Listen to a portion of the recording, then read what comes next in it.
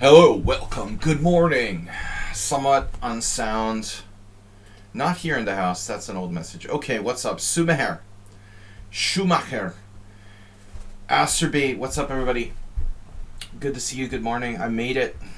I managed to go to sleep and survive after the very tough simul yesterday. Okay, we're here. It's Monday. We survived another week in this world. What is up this morning? We're taking rapid challenges. Mainstream Monday, as Mr. Coffee calls it. Whew, one more Grandmaster. Next 2 weeks from now. Let me check this out now. Hold on a second. Let's see. We got a challenge from Schumacher. Chess. Who am I going to play in 2 weeks? I think it's like 2600. My last game of the year.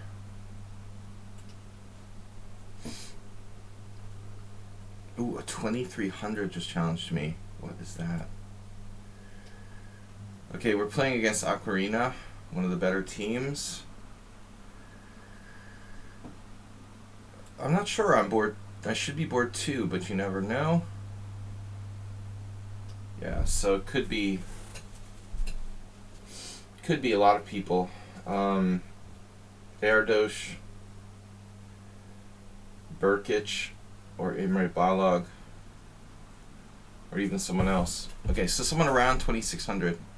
That's my next and last tournament game of the year, coming up in 2 weeks.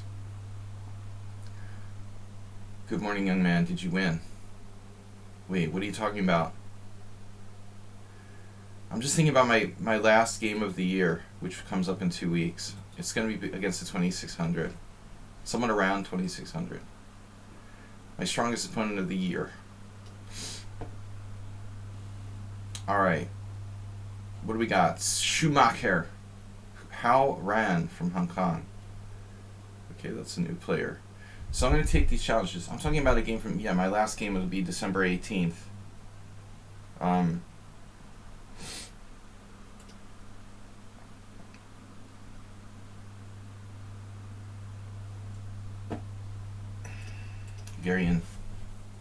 Hungarian team championship.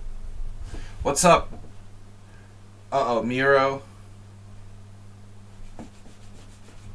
Alright, how's my mouse doing? We got challenges. Rapid chess 7+5.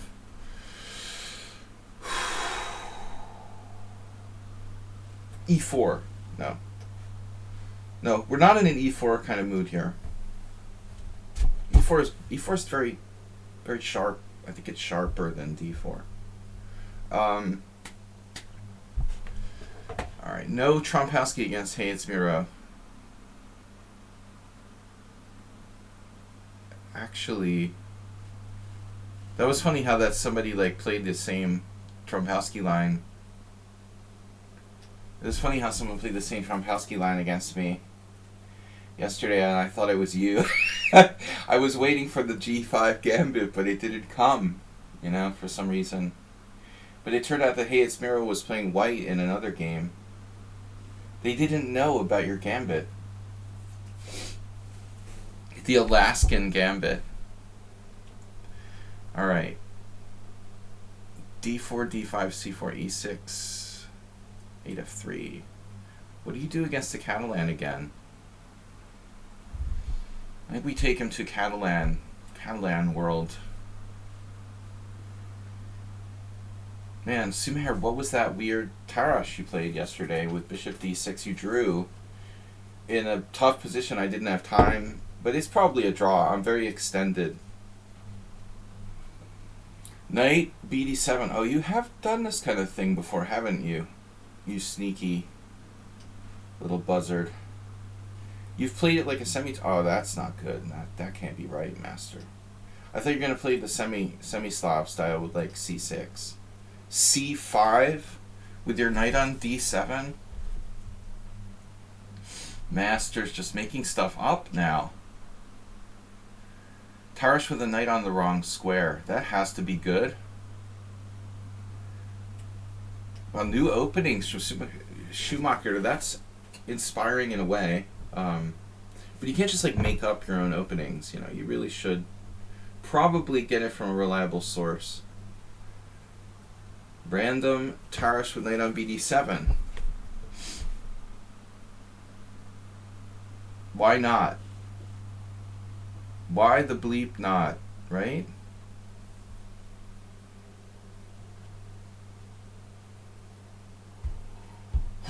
Well,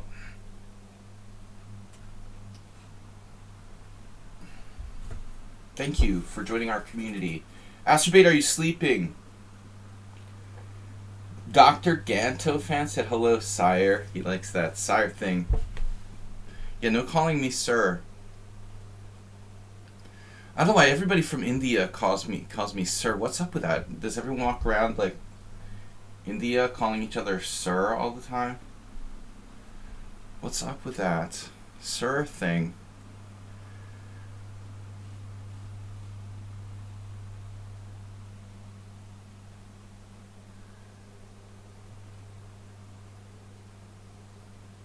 Sir, it's like from the 1800s or something. I mean,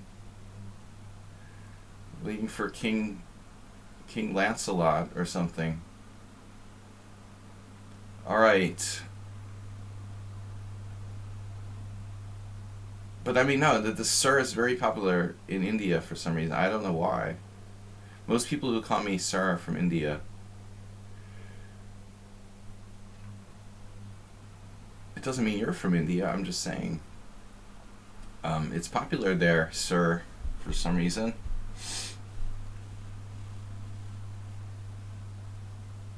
What do we do here? I don't know what to do. I'm just gonna put my pieces on like random squares.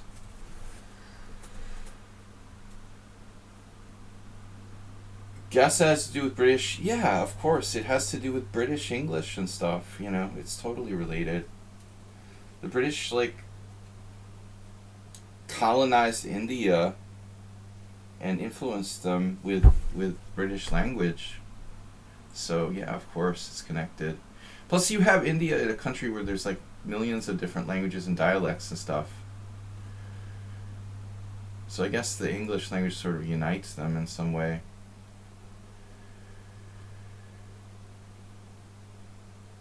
The sir is weird, though. It's like it's left over from the 1800s. I mean, of course people say sir in the United States. It's like, yeah, it's a formal way of greeting like an adult if you're like a little kid or something. Or if you're like a shop worker and then like someone comes in and wants to buy something in the store, you would say, hello, sir. You know, it's like ultra formal. But on a regular basis, people don't use that kind of ultra formal greeting unless it's a very specific situation, exactly like, you know, someone like a shopkeeper in a nice store or something. It just seems like everyone calls me sir. That's weird. You made the money. Probably gained 10 rating points. 3 wins, 1 draw, 1 loss to 2300. Well, you got back from a tournament in Missouri. Dude, that's so weird. I mean, Missouri. You know, in my mind, Zen Chess is that Missouri and Kansas are like millions of miles apart. It feels like Missouri is like on the east side and Kansas on the west side of the United States. If you think, you know, it's weird. It's not fairly distant from Kansas. We're not in Kansas anymore. Of course, it's a sign of respect. The sir, you know, it's this ultra formal, respectful greeting. But it makes me feel old, first of all. Alright. I guess I had knight b5 last move. This knight is funkadelic on b6. Did I miss the boat here with knight b5? Probably. You made the money. Congratulations, Lichess. Now that you made the money, you can go to Disney World. I made the money too in my tournament. That makes 2 of us. My last tournament, that is. Do we really want to take this? Lichess, are you going to Disney World with Tom Brady? 3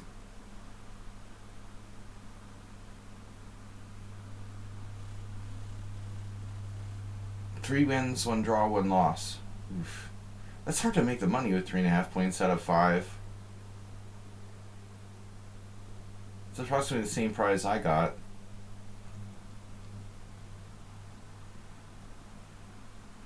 And rating points.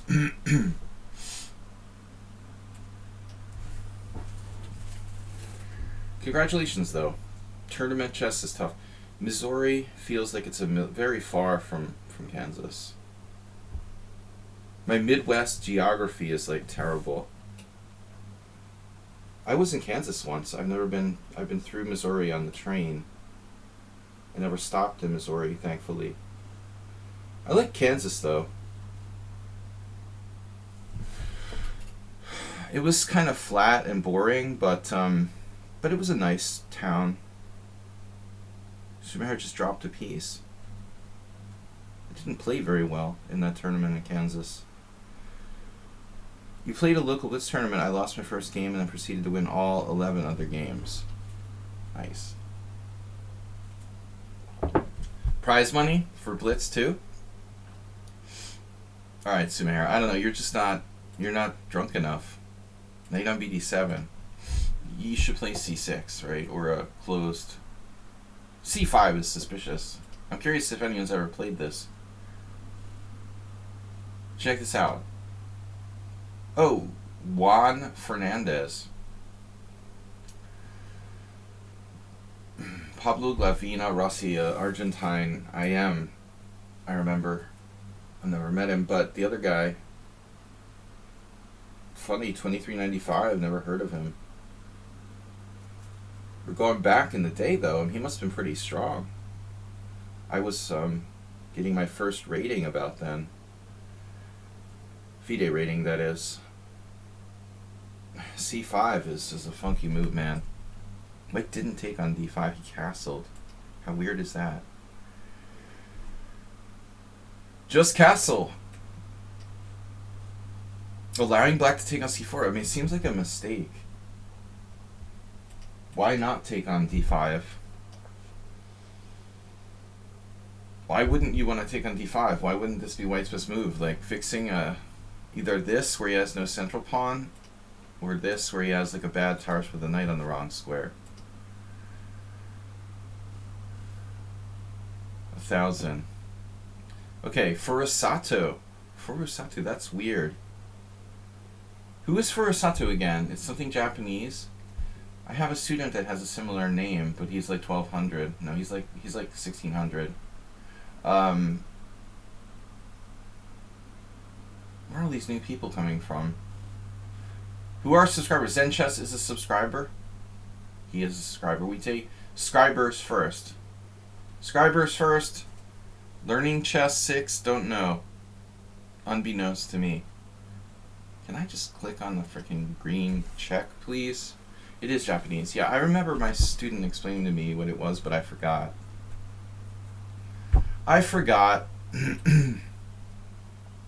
Zine chess.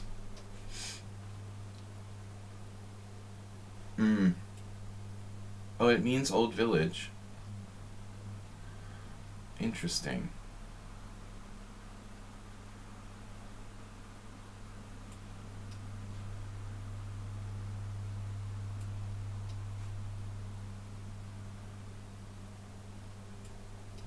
The Petrov defense. Wait. We played the Petrov. It is solid, but sometimes a little too dry. Not easy to play the Petrov for a win with black.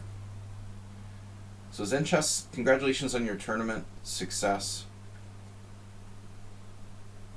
And it's not easy to win a prize with 3.5 out of 5. That's good. Missouri. Man, Missouri is where that St. Louis place is, isn't it? Yuck. I just remembered. It wasn't in St. Louis, was it, Zen Chess? $15. You didn't go to St. Louis, did you? I'm boycotting St. Louis permanently. No love for Republican billionaires here. Sorry. Alright, Springfield. Home of Homer Simpson. That's alright then. I'll let it slide. As long as it was in Springfield and not in St. Louis, I'll let it go.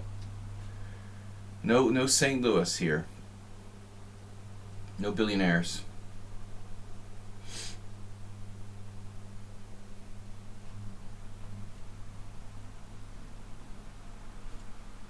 Permanently.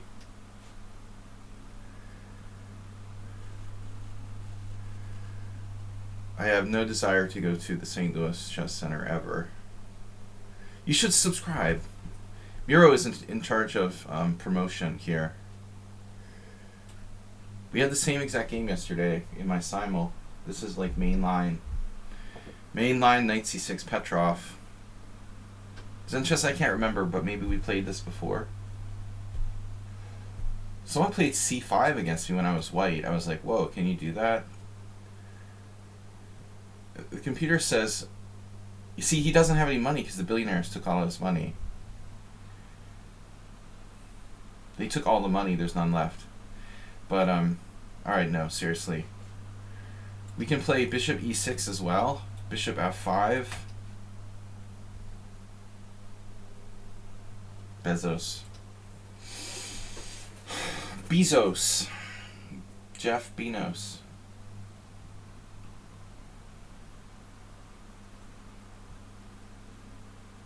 What's up with bishop f4? Not as common a move, right?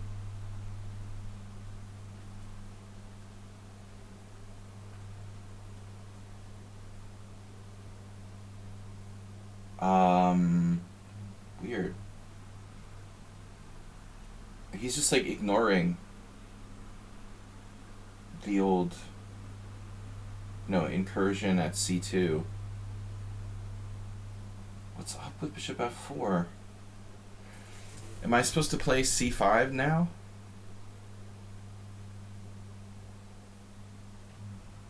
This is probably a main line and I just forgot it.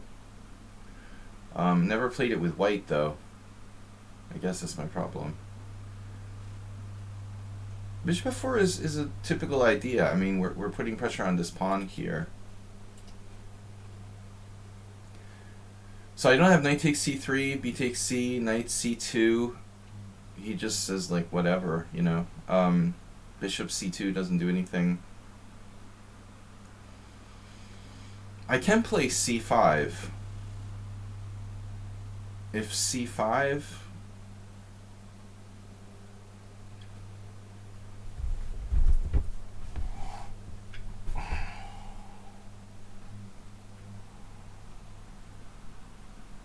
Well, I mean, the problem with c5 is that if I play c5, he takes on c5, and then my d5 pawn is hanging. So I would effectively be sacrificing a pawn there, but I would get a nice bishop on c5. Not really worth it, quite.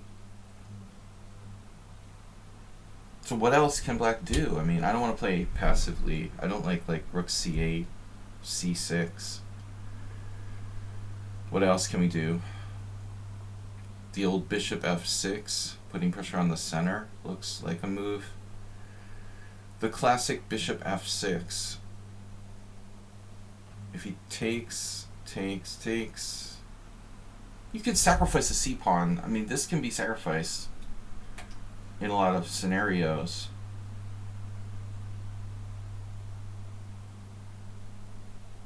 Pretheus subscribe with Prime. In-game innovation. Am I going to just drop a pawn here? You're going to just take my pawn? Pieces are very active, though, for black. Pawn the... I guess bishop d6 would be really inspiring.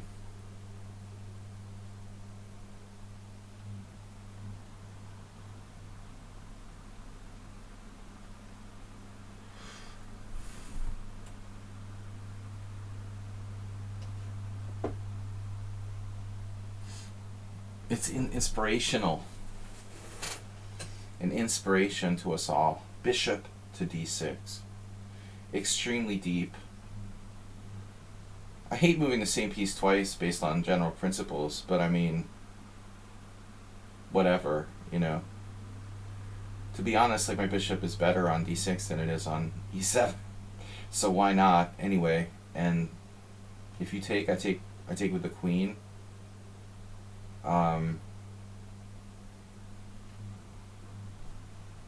Black's fine. So you're out of book on move 11? Me too. Normally white plays a3 there. What was it yesterday I faced? Another move which seemed very strong. Rook e1. You know, that's not right. Is it? No, that can't be. It couldn't have been rook e1. What the heck? That would be bad if they did play rook e1. I like missed the fork with knight c2. We better double check that. Why do I have the feeling like my opponent played rook e1? It must have been something else. Trading my good bishop. Good sir.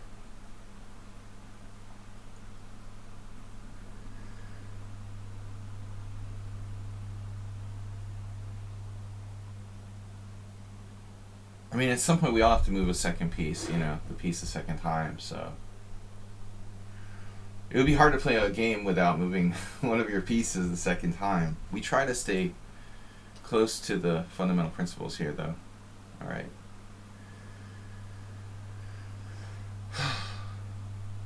The mainline Petrov is a game of, you know, pawn structure, I think. There's a lot of pawn structure play. This, you know, situation with the pawn structure. I had interesting, as I said, an interesting game yesterday. Oftentimes white gets like hanging pawns or an isolated pawn, or black sacks a pawn. A lot of pawn play. c5 is possible.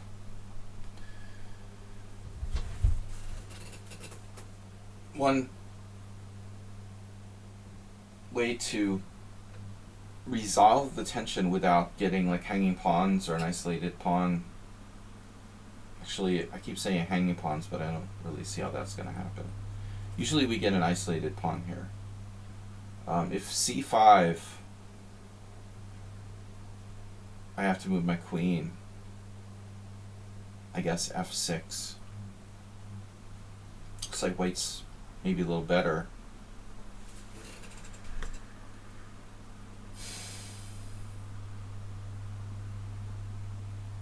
I am curious what we'll see. Oh, knight b5. Positional move. I missed that. Unfortunately, that could create major problems. No. I guess I have to go back. Queen d7 just walks in the knight there. Queen b6 is bad. Queen e7 is an open e-file. I think we're going to play queen d8. Black has, white has queen b3 though. Maybe queen e7 deserves consideration.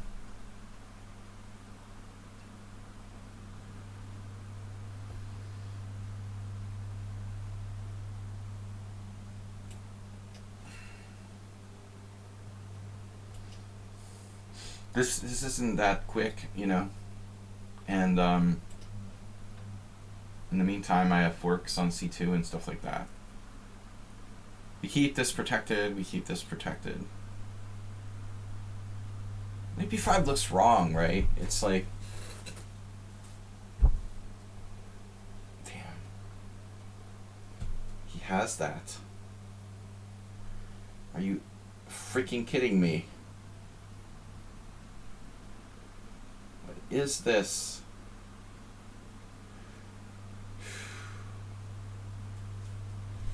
Man, what is going on around here? Okay, c6. Pawn takes pawn, pawn takes pawn. That's bad. a6. I have to play a6? a6 gel. Oh my god. This is a disaster. What is this?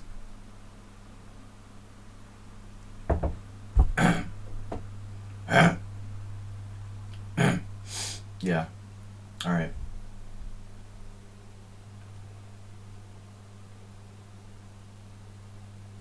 No clue.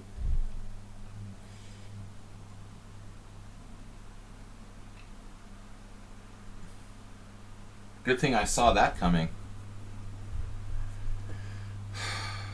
The more I think about this, the less I like bishop d6.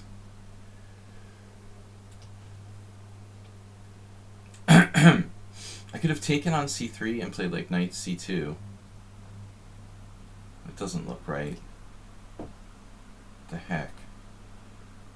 Like, what other moves did I have there after bishop f4? Maybe I should have just like taken on c4, bringing his bishop to a good square. That seems great. I'm not sure what the heck I'm supposed to play. Okay. Does anyone understand this position? Acerbate gifted a tier 1 sub to Pumchmini 0113. Thank you, Mr. Acerbate. Acerbot. Thank God for being able to defend my pawn.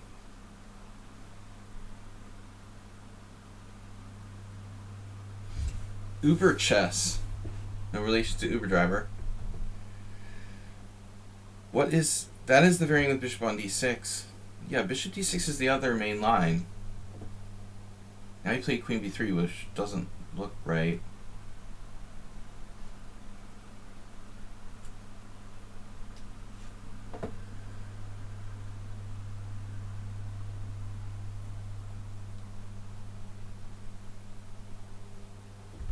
Man, every time Uber shows up, I'm playing the Petrov. A la Frank Marshall. And Zenchess went south here. What happened? He had a good game, I thought.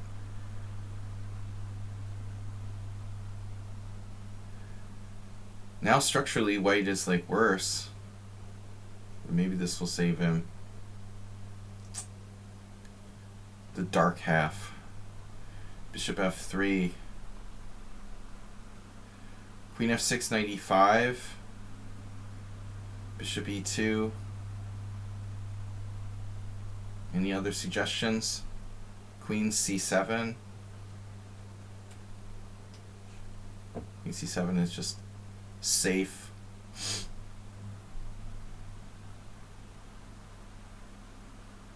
Structurally, white's a little less compact, I would say.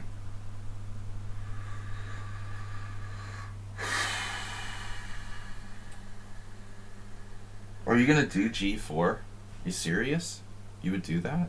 You wouldn't do that, would you?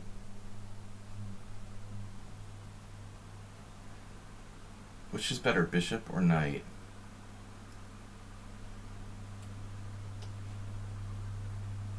It's a closed position, right? You would classify this as a closed position.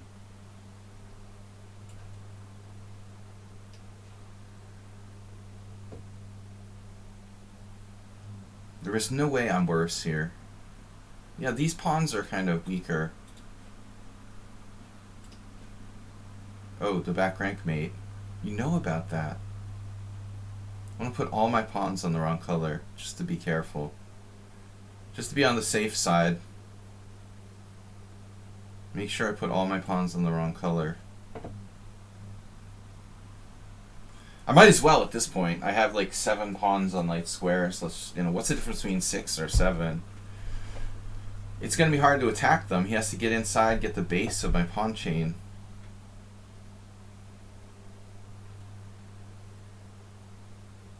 Okay. You want to risk f5, boys and girls? weakens my position? I don't think so. Yeah, but I don't like this. He's all over me suddenly. He's getting in. I don't like him getting in here. So he's not really threatening anything yet. Technically, right?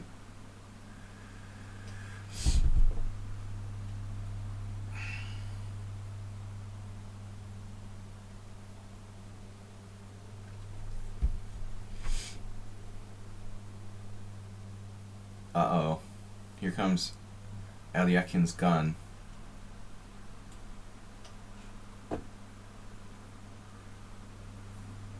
Target acquired. He's defending.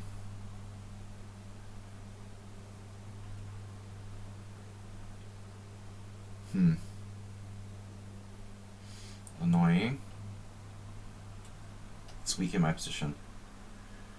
Whoa, what are you doing over there, bro? What's over there? Are you serious?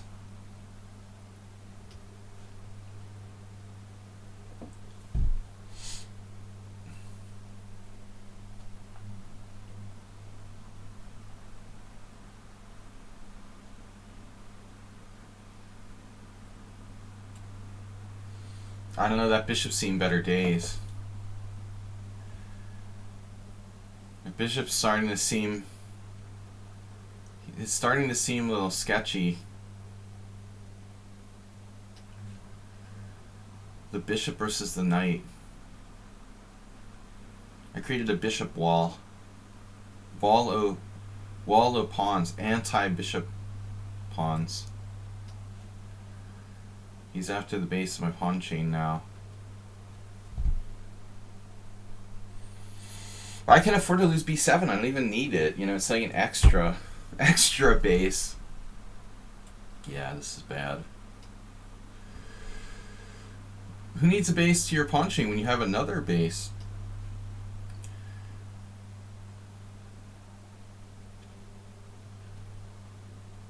Ooh, this looks good.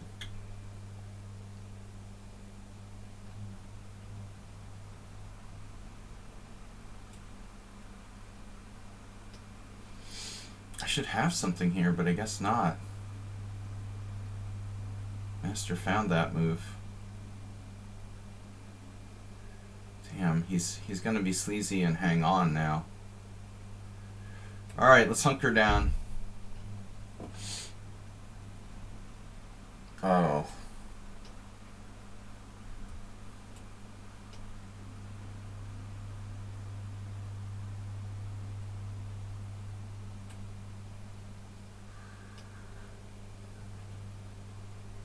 I just did that. Man, I just hung my freaking queen, my rook, whatever. Oof, that's horrible.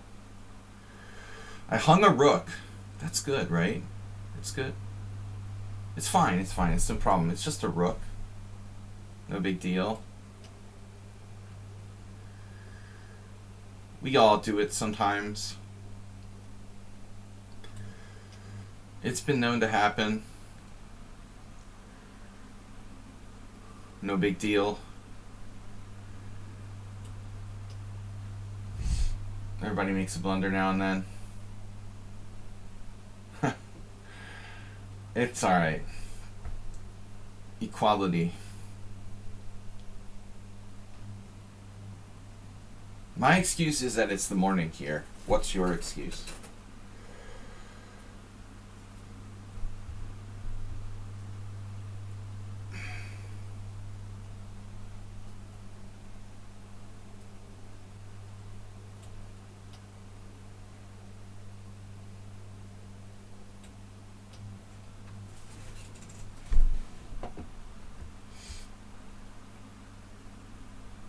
He's running out of options.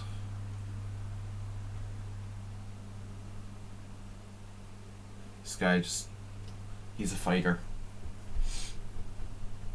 Ugh. Both hung pieces. Nice accuracy.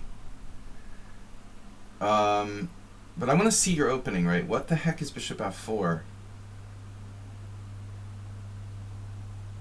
I try to be principled, especially when I'm dropping pieces. Principles help me to not drop pieces.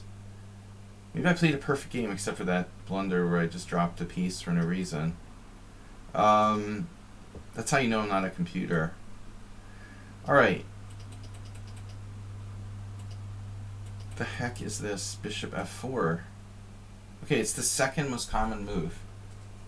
Where did we go? Bishop f4 is theory. I just can't remember anything. Damn, dude. It's not. It's 8 games. Wow. There are 8 games with bishop f4 and 1,481 with a3. That's insane. I'm sure like on Lichess there's a million games. I've always played a3.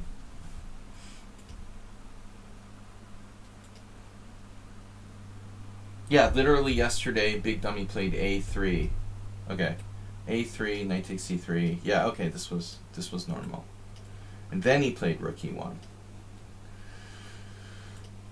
But bishop f4. Wow. Theoretical almost novelty. Bishop d6 is bad. It's bad. But I don't like taking on c4 and activating his bishop on the a2 g8 diagonal. You know, this move is actually reasonable for white. So check the Masters database. 4 people played d takes c4. 2 people played rook c8. I said rook c8 and c6 are passive. c5 seems to drop a pawn.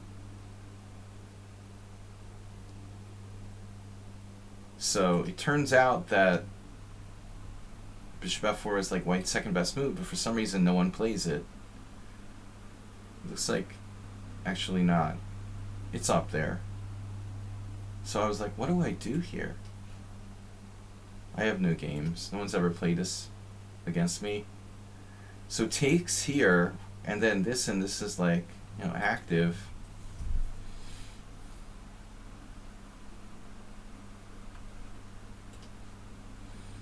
Well, now I could play bishop d6, I guess. But it's fine for white. This is a perfectly reasonable way to play. It's weird that there's no games. I mean, hate mail from Uber Driver. Not another game, Uber Driver. Alright, we got all different challengers now. Hal Ran, Thai Move, we haven't seen in a long time, and Mo. Alright. I don't like c6 because it's inherently passive. And I really want to play c5, you know, to destroy the center at some point. I'll play c6 only if I have to. You know, I prefer not to defend passively.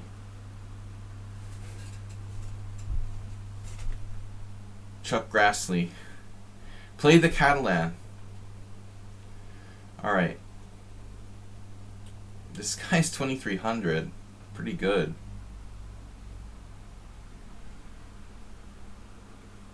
That's a big rating differential you got there. Oh, you're always asking for the Catalan. I like playing the Catalan anyway. I always hated when people play this move against me, man. G3 is the worst in that particular move order. Ugh. Dmitry Gurevich did that against me. I always have to like grovel for a draw against whoever plays this. There's like no way for black to play actively. Now it's just a straight up Catalan. Ugh.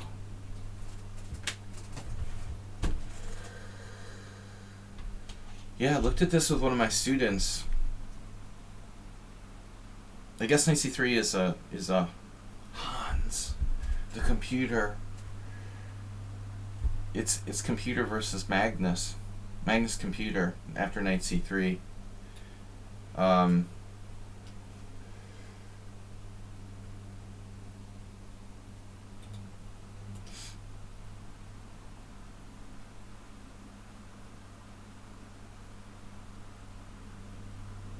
You can do knight c3, but I don't like it, you know.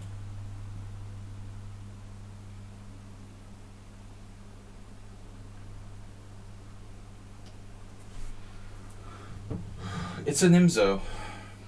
It's a g3 Nimzo.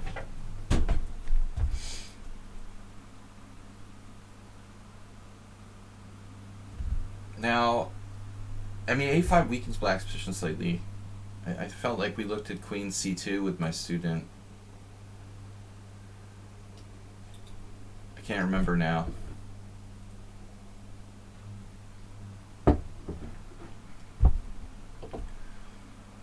No, I mean, the g3 Nimzo, if you look at the way the computer played against Magnus, you know, I'm just kidding. I mean, I don't know that he is a computer. I'm not going to start that again. But he is a scumbag. Can I say that, or will he sue me for $100 million? Alright. I can call people scumbags, right? I can't get sued for that. Alright, castles. Knight on bd7. Knight e4. Interesting. Knight e4. Wow. Yeah, knight e4 is like hyper aggressive, turning it into a kind of stone wall. Wonder if the b4 pawn just like dies here. How does he save that? Or it's just based on tactics? Let's see. Take queen b3. Speaking of c5, he has nice tactics there. Take queen b3, queen e7. If I try to play like c5, he'll just blow it up, probably. I don't know. Bishop b4 is funky. I can play bishop c1. That's probably what a lot of professionals might play here. Or just this first.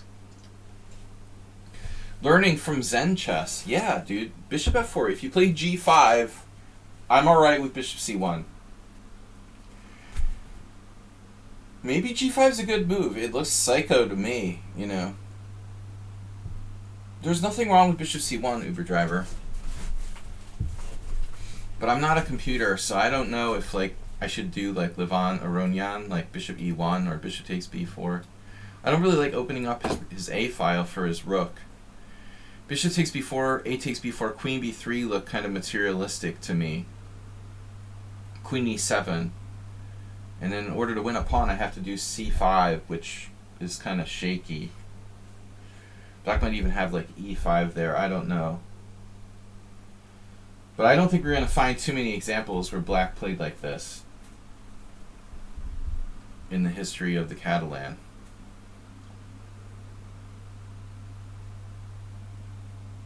Now I could play c5, but he has a4, a3. Man, we had a game like this against somebody a long time ago. c5, a4, a3, bishop a5, queen takes a4, and then some sort of discovery. Also greedy. Greed is good. He found that. Practical player. I'm really not a materialist, but I mean, I've played the BOGO enough to have this happen to me and like lose my A pawn. It's not that simple. He has no discoveries because his rook on A8 is hanging. You did, and you had a win. B7 was undefended then. Well, A8 is undefended here. Minor problem.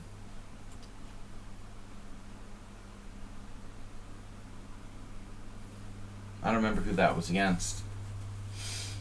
But the same thing happened in a game at the World Senior. Pavlovic from Serbia was playing white against some guy. The same thing happened. His bishop got trapped and he had to like drop the A pawn and just lost the pawn for nothing. It's pretty typical.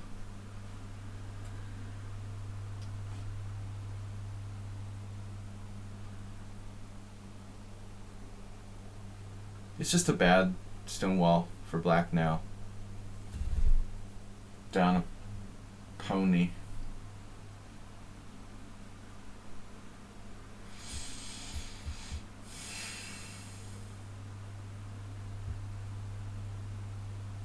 if e3 is worth considering. Probably too fancy and unnecessary.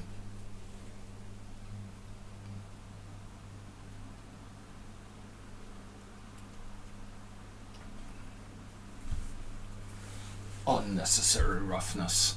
How are those Patriots doing, Uber driver? Speaking of the football, Lionel Spoon shows up the minute I mention NFL. It's unbelievable. That's crazy, dude. You literally showed up the moment I mentioned NFL football. People are starting to have, like, Eagles. People in Europe are starting to have, like, Eagles apparel. It's crazy, man. Do you think, like, everyone jumps on the bandwagon? Do you think you ever saw people with Eagles apparel? Very rarely I'd see, like, a tourist or something with an Eagles hat or an Eagles jacket or something, and now it's, like, trendy. And we're talking about American football. American football. It doesn't have another name, so we have to call it American football. It's not like rugby or something. I know there's that big debate now, soccer and football, but we know what we're talking about.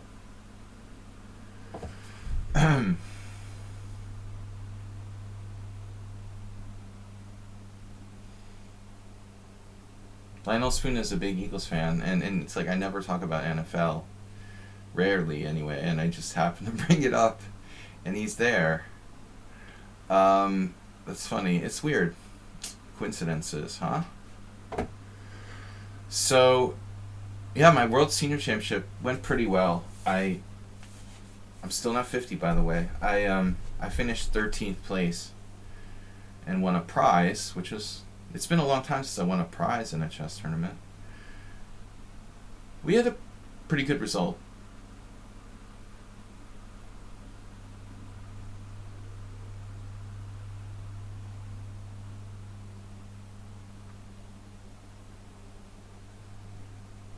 Yeah, I mean, theoretically I tied for like 7th place or something, exactly.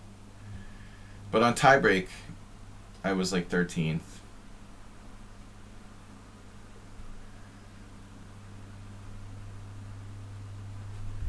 There were 14 prizes, and I got a tiebreak of 13. I had kind of a slow start, a couple of draws early on with lower rated players. I won the first game, I drew round 2 and 3. So that wasn't like the fastest start. But I managed to only lose 1 game out of 11. Which was a tragic loss because I had a good position actually. I lost in like 17 moves from a perfectly good position. Really dumb blunder. Whew. Black is a survivor.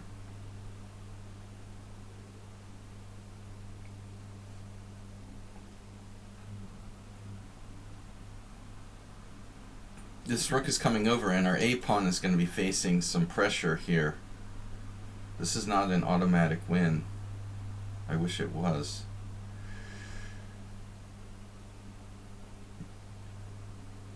Maybe I should just... He could like triple on the a-pawn. Knight a4.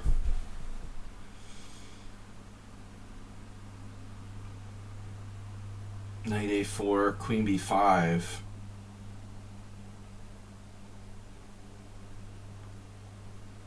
I guess it's hard to make progress here.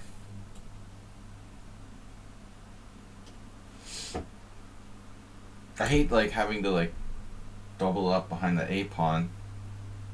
It's passive.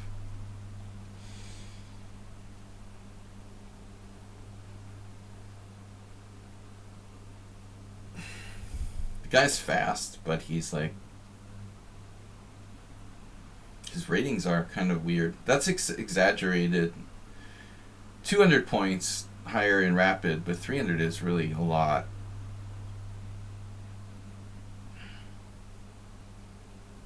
The old car. Uber Driver I always played better when I played more. Yeah. The other thing is like playing, one game a day in good conditions is not the same as like waking up at 10 a.m. to play in the Hungarian Team Championship. Yesterday I played a Grandmaster from Slovakia and I just offered a draw. Because I just can't really play chess, in the morning. It's like a joke. I'm not even awake yet. And you want me to like seriously play chess at 10 o'clock in the morning. It's like, are you kidding me?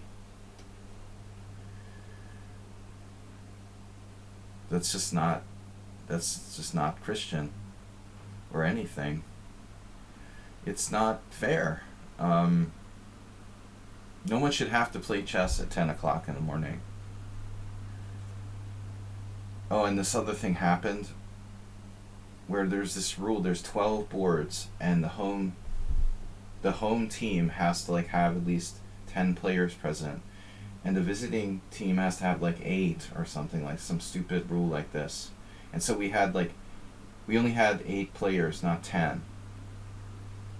So they started our clocks and we had to like lose our time until we had 10 players present, even though the other teams still had only like 9 or 10 players.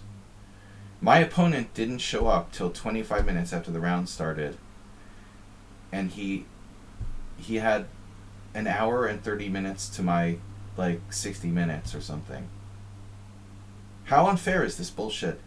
I'm on time, my opponent's 30 minutes late, and he starts the game with 30 minutes more than me, It's like the time I forgot to bring my board against Kamsky when he came 20 minutes late to the game.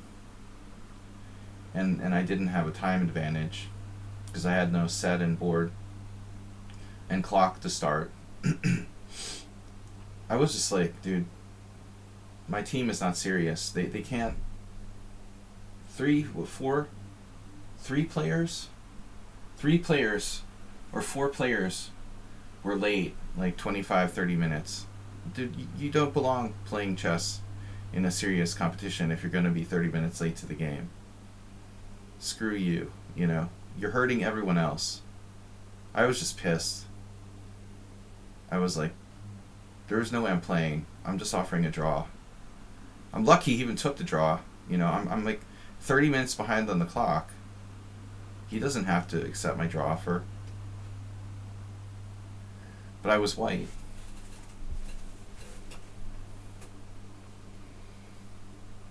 Yeah, I was pissed. I lost another game against a guy who showed up 50 minutes late a month ago. It's pretty freaking rude, and you should at least say, like, I'm sorry, but he didn't even say a word. Every other time I've ever played someone who was significantly late, they apologized, but this kid was just like, he didn't say a thing, It's completely rude to make your opponent, like, sit there for 50 minutes at the board. At least say you're, like, at least be apologetic. Dude, what is this guy's deal? He's like a defensive maestro. Alright.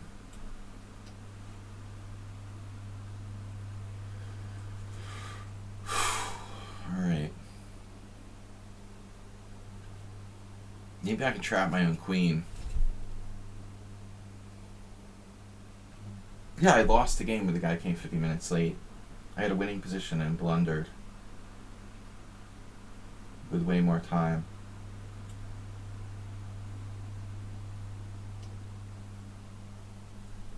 B7. Sack my queen. I'm definitely better there. Like knight b7, knight a4, knight c5, knight c5.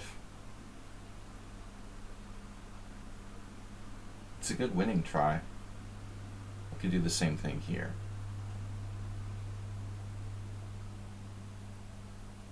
But I don't think here it's necessary. An unnecessary risk.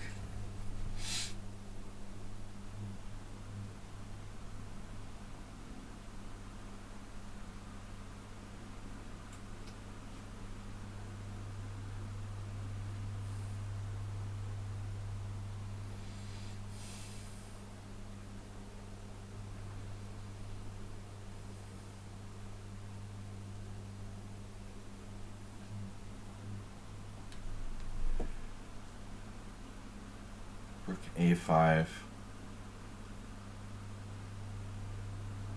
Okay. What am I supposed to do?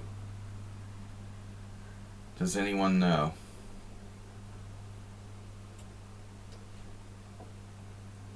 Because I don't know.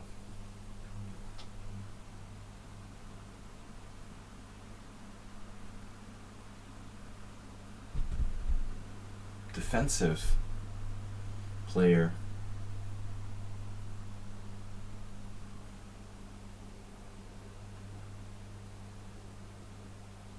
That's so insulting, though, you know.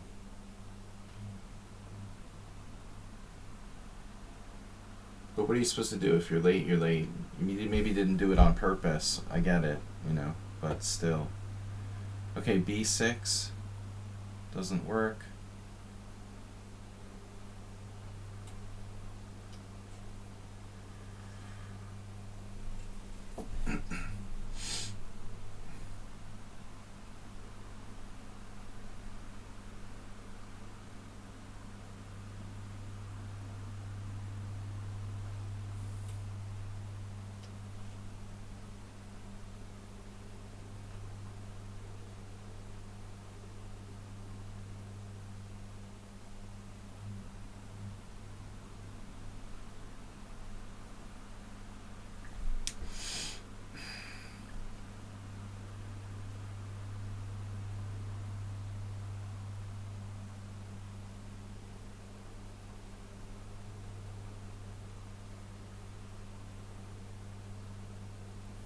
What am I doing here?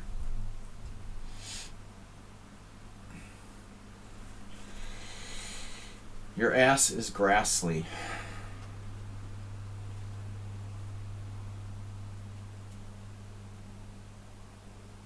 Pawn takes pawn, loses. So I have to do like this. This is my big plan. The big plan.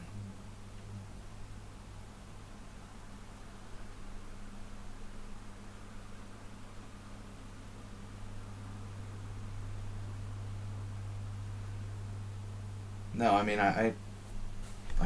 I'm totally subject to people exploiting me. I don't play like different stuff or anything like that to try to avoid preparation. But if I was a serious regular tournament player, I probably would. I only played 27 games this year. I mean, if I was really playing on a regular basis as a professional, I would hide my games. I do try to look up to see if people have games on the site. But like from the World Senior Championship, I couldn't find much. You know, old people aren't likely to have Lichess accounts as much as younger people. Okay, learning chess. Next. Yeah, you should try to shield your normal games from people preparing for you. If you're serious about competing over the board. But I don't really work like that. I just like try to pinpoint my opponent's weaknesses and adapt.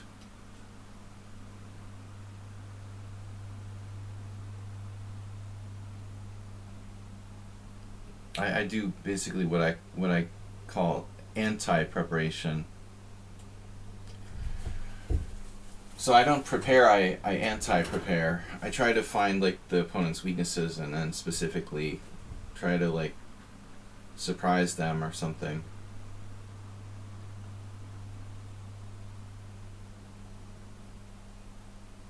Yeah, man, I mean, people have weaknesses at every level. I think at the top, you know, Magnus Carlsen maybe would be a little difficult to pinpoint his weaknesses, but I mean, if we're talking about human beings, even grandmasters have weaknesses.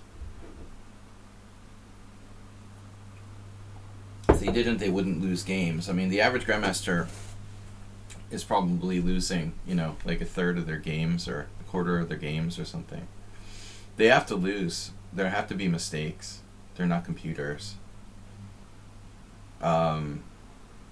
Queen to c2.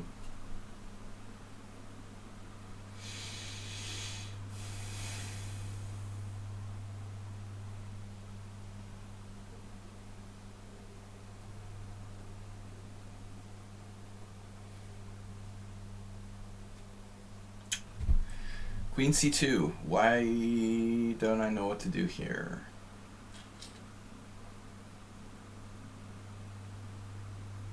I've played g6 before. It's a King's Indian of sorts. You know, I used to think like double fianchettoing in the King's Indian was ridiculous. But looking back on some older games, I've seen legendary sort of classic King's Indian era players would actually do this. Bronstein, Boleslavsky, you'd see non-conventional play. This is really a hybrid.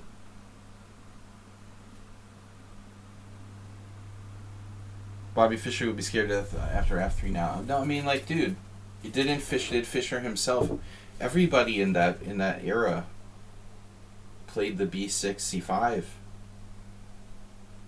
Uber driver. James West, who's this master from New Jersey, he's like a Fischer clone. He used to play b6.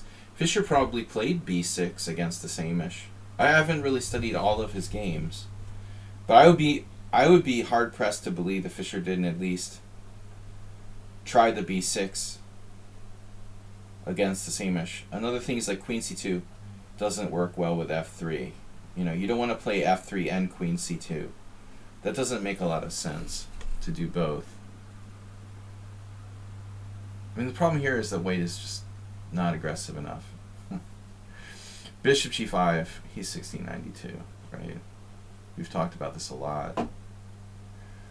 I'm just kidding. The running chess is 1600, but he plays the openings like a master, which is really weird. No comment.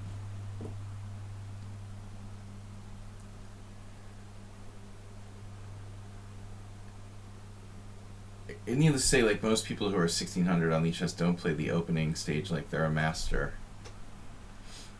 I've had this game with, I've had several games like along the same lines. Actually, I think I'm on a bad plan here.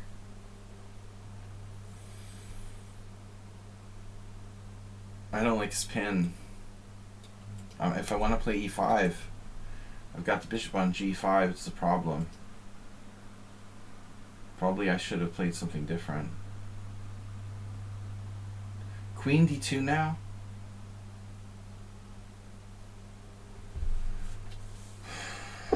Astrobate, what are you talking about? In early e5? Oh. Yeah, but I mean, why would White exchange on e5 in a Samish King's Indian, man? It doesn't make any sense to make that exchange, generally speaking.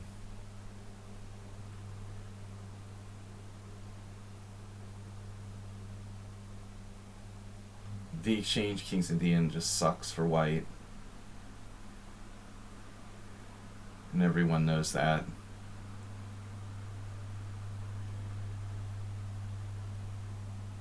The only point of it is maybe to play for a draw, of course. Wow, Queen d2.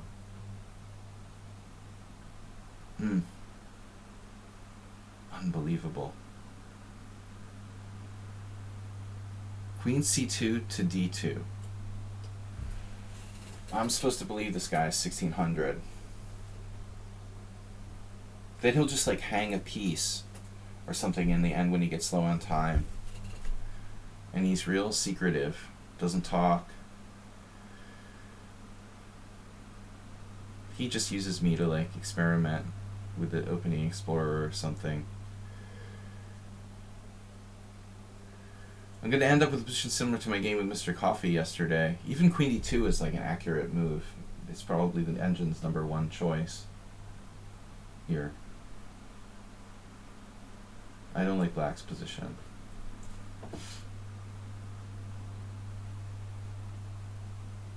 He's prevented h6. I can't get out of the pin.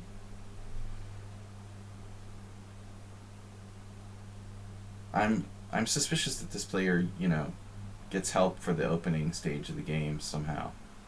It's just, there's no way he's 1-28 against me and plays this well in the opening.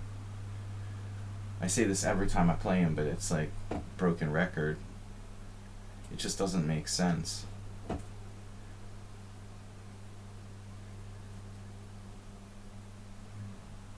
I guess here I have other options. I don't have to play king h8. I could play maybe knight to d7. This is a bad position for black, though.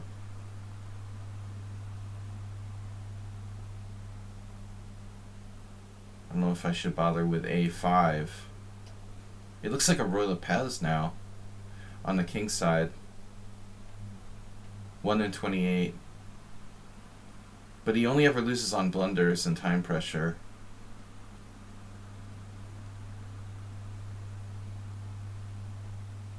He plays the opening better than some grandmasters.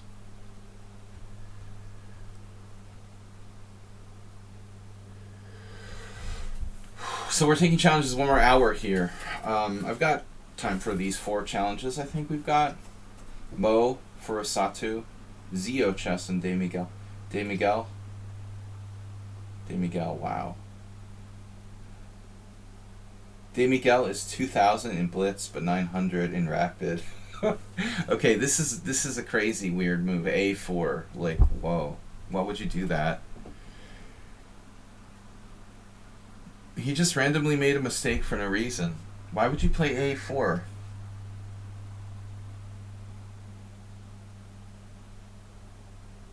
Totally like fixing his own queenside. That's strange.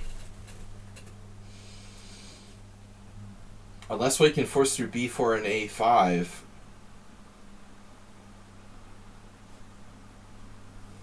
A4 is a big positional mistake where white had a good game. There's no reason to lock the queen side where you're stronger. I mean, white should be playing like, you know, for A3 and B4 and C5 with a break. Instead he's like locking the queen side. He wants rook A3.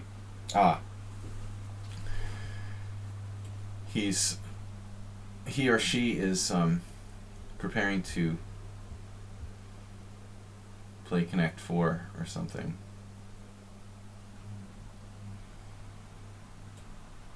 Yeah, it reminds me of not a King's Indian.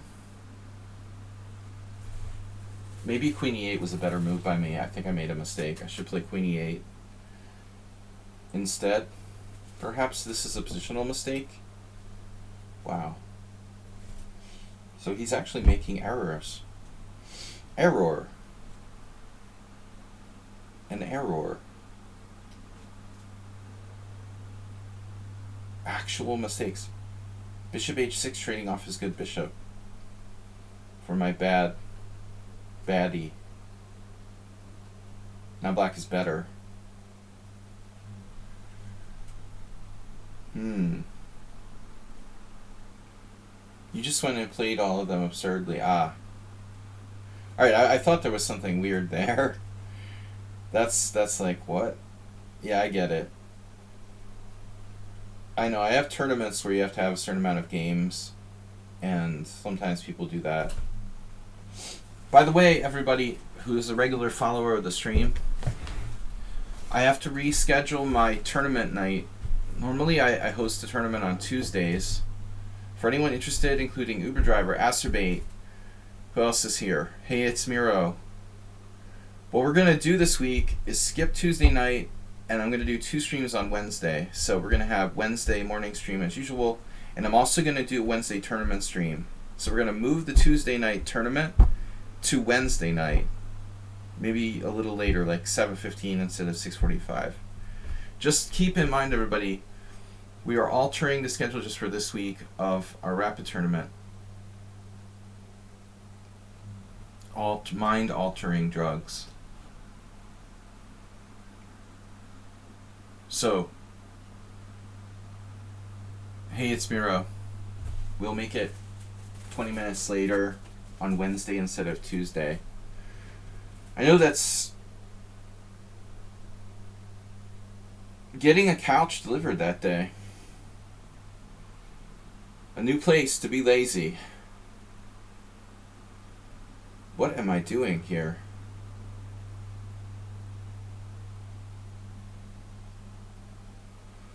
Oh man, I had a weird hallucination. Jeez. I just threw in my game.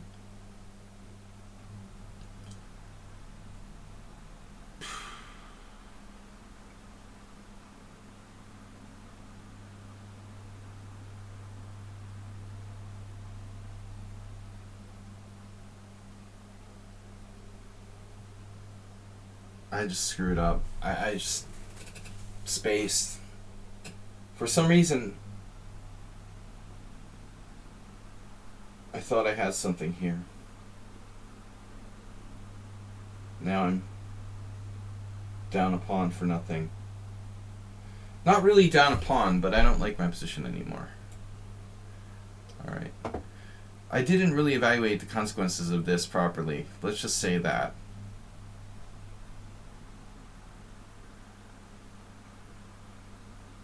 Oh my god.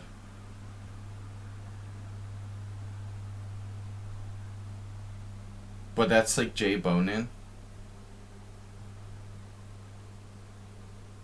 But Jay's wow, Jay's sick. He's been in the hospital very, very ill for a long time. I didn't hear about him. He was very, very seriously ill. It's good to know that he's even playing chess online. I don't know if he's still in the hospital. I have to ask. I have a friend who knows him. But it's good to know he's well enough to be playing chess online. Yeah, I didn't know if he was going to make it. I mean, he was really, really sick. But that's a good sign. He was like the most active tournament player in the United States for years. Legendary in that respect. So it's like his whole life was playing chess. G5. Wow. What do I do here? This guy's 1600. Right. Of course he is. Very 1600-ish. Are you trolling me again?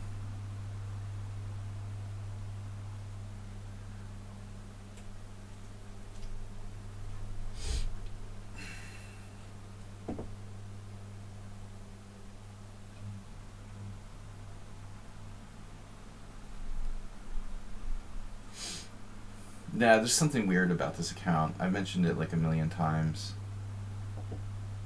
I don't know what his deal is exactly.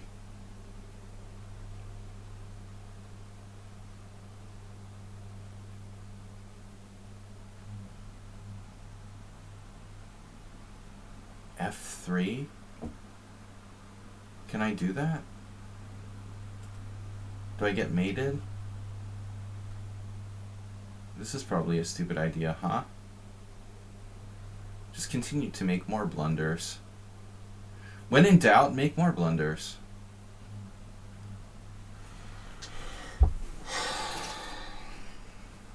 It's like one of my simuls.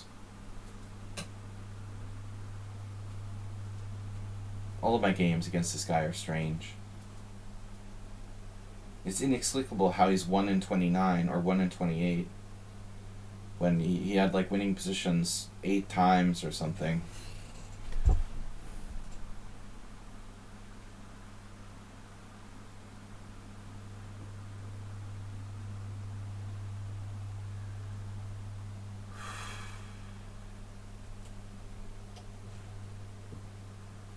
Well, now, you know, I don't know. Maybe getting nervous is the problem? That's a distinct possibility. Oh, he found that check. Yep. Never had a draw. 28 losses and a win. Was a crushing win, though.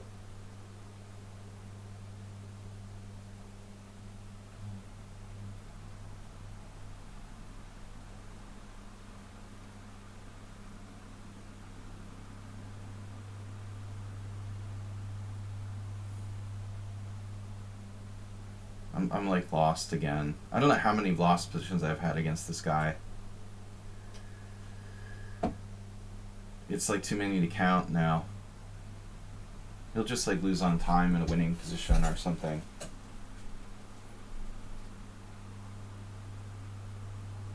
Doesn't seem right. Now we've got tactical tricks. It's like my Samuel game yesterday where I dropped a pawn. Queen f4. Rook f4. Knight f4. Can't play queen f4. Yeah, look at this. Very solid. White is totally winning. It's like my game with Mr. Coffee from yesterday.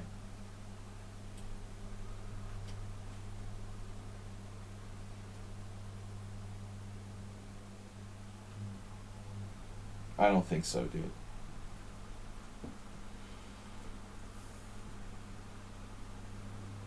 It's too steady, you know what I mean? His play. It's like strangely steady. Too perfectly steady.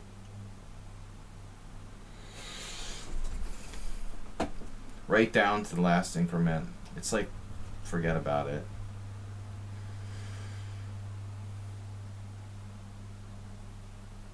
I don't know why I keep accepting their challenges. It's so strange. There's no way you're 1600 and you play like this. It doesn't even make sense.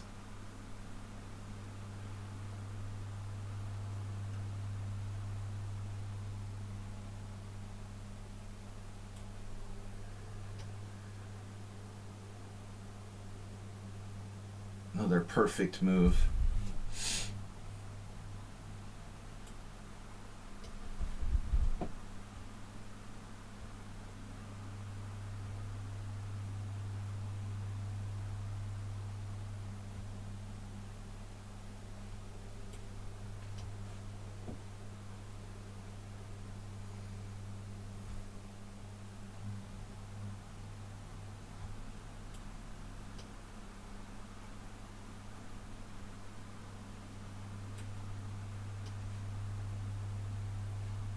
Now he's like a bullet player. Very, very quick, too. When he needs to be.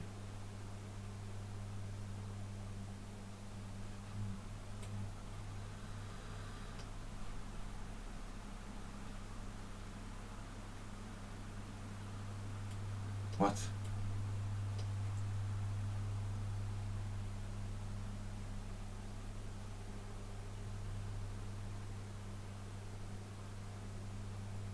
Just straight up hung a piece. See, that's what happens every time. They have like a winning position and start dropping pieces. It's extremely strange.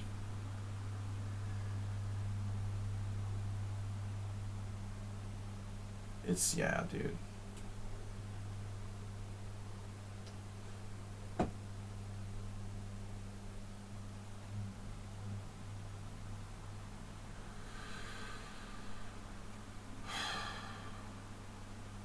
Even this last move is kind of tricky. Down to the last trap.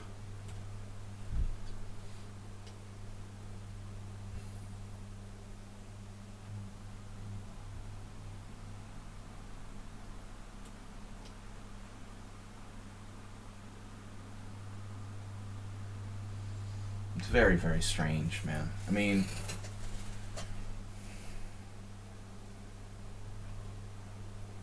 I don't know why I keep accepting the challenges from this guy. It's just too weird.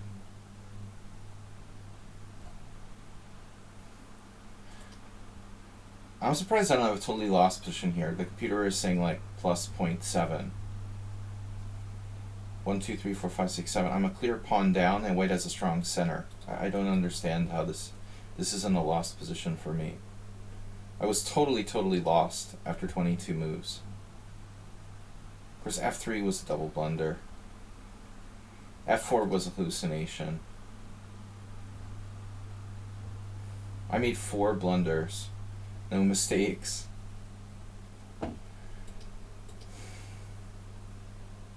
I don't know what I hallucinated. Like f4 takes, check. I forgot white has access to this.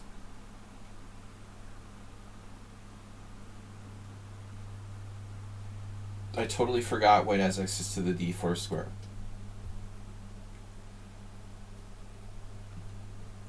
And now it's just better. Mo. Actually, hey, it's Miro. Alright, we gotta take our rescribers. Our rescribers. Eagles should make Super Bowl. Jesus. What are they, like 11-1 or something? I guess so. Unless Hurt get hurt.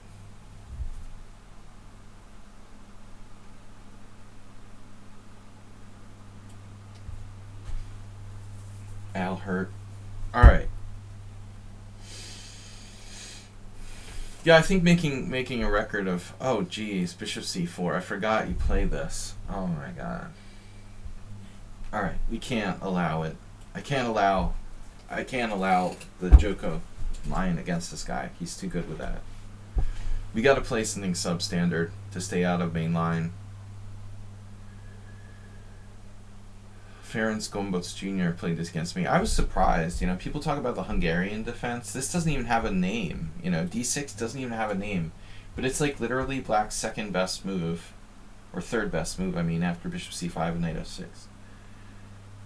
It doesn't have a name. The variation is like literally third best move for black. It's better than bishop e7, I think, because it's more options.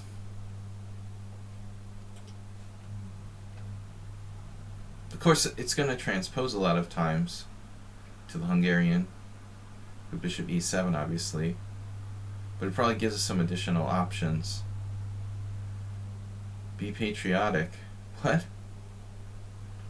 Wait, what? Wait, how do I have to be patriotic?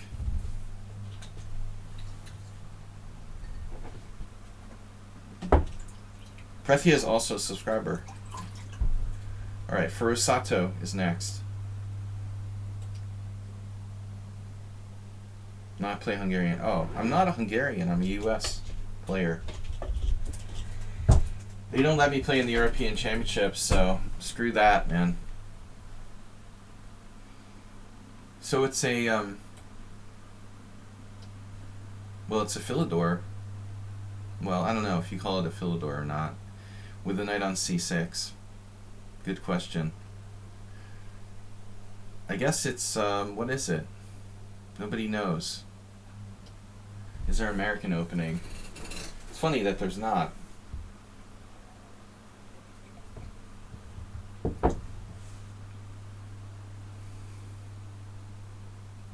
But we have an Alaskan Gambit now. Hey, it's Miro invented the Alaskan Gambit against the Trumpowski.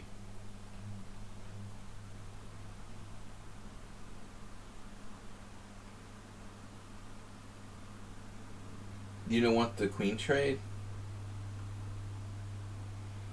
Not that I have a problem with queen trades.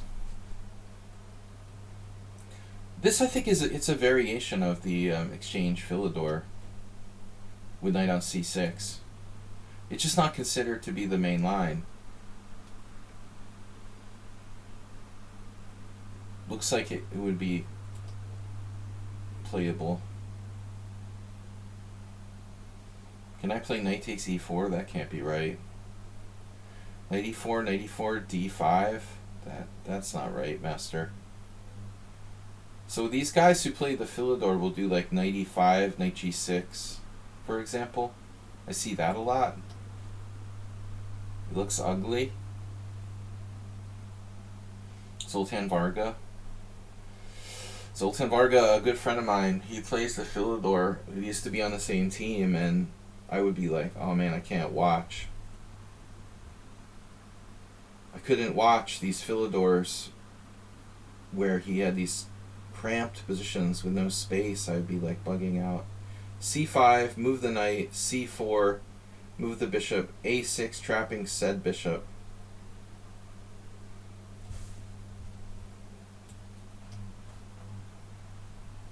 The Noah's Ark trap. Paul Morphy instantly plays c5 here. So does John Curdo. I don't know, man. I've never really played. And so does Mamadjarov. The London is the worst, man. I think the Philidor is far better than the London. It's not boring, you know. It's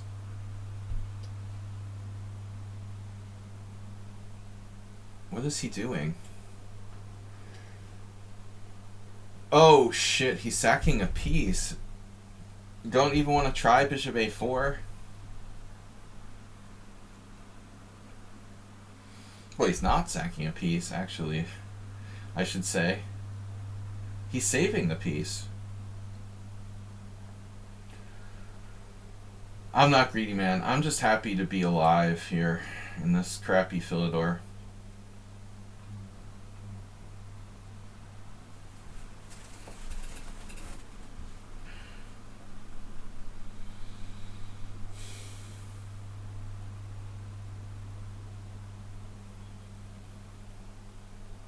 Happy to equalize. I think I should do like queen takes and take the pawn on e4, right? I'm down with that.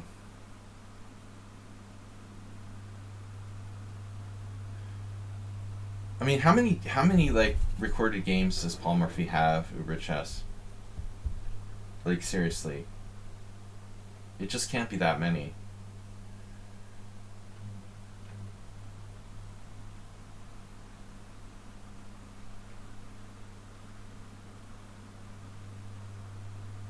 Just the disclaimer, I don't play the Philidor.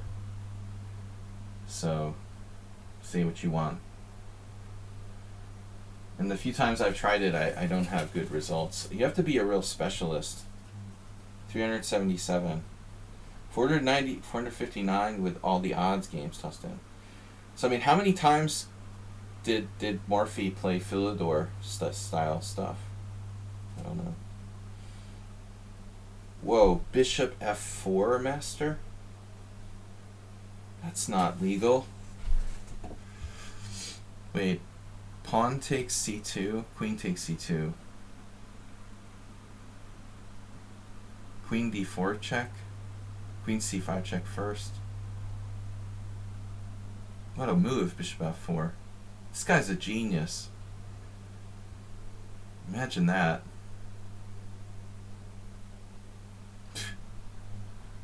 Okay. Ah, he like pre-moved that. Pure evil. Oh, God. Check.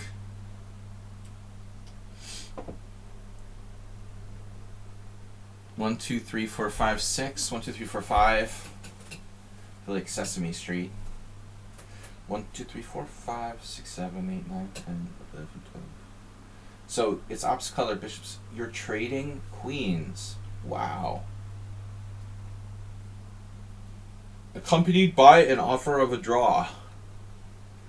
Most brutal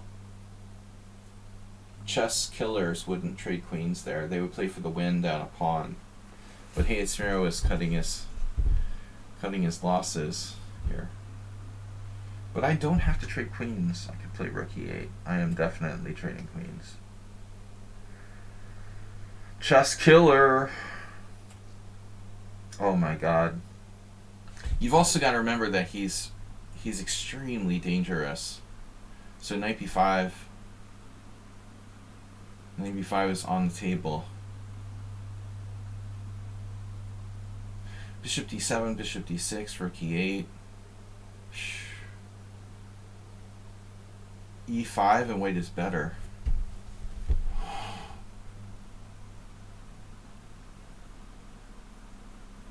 Rook e8, knight b5 freaks me out.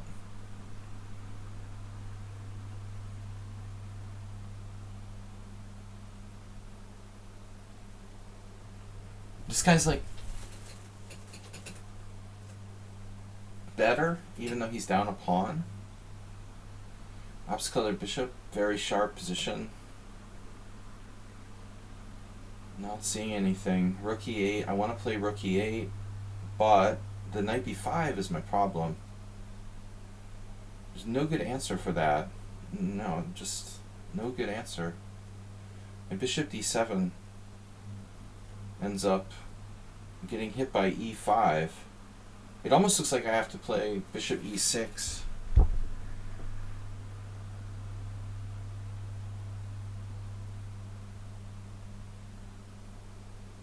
Damn, what do I do here?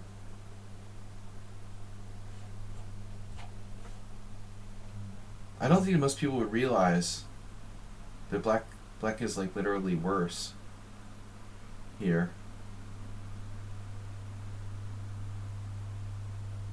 Or maybe equal with like perfectly precise play. Bishop e6. I want to play rook e8. Can I sacrifice in exchange?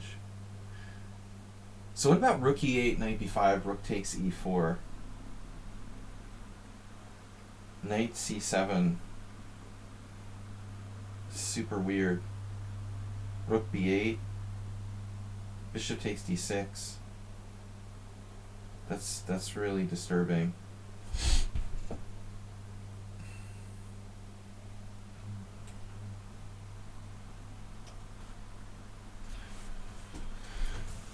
I'm gonna try to just hold.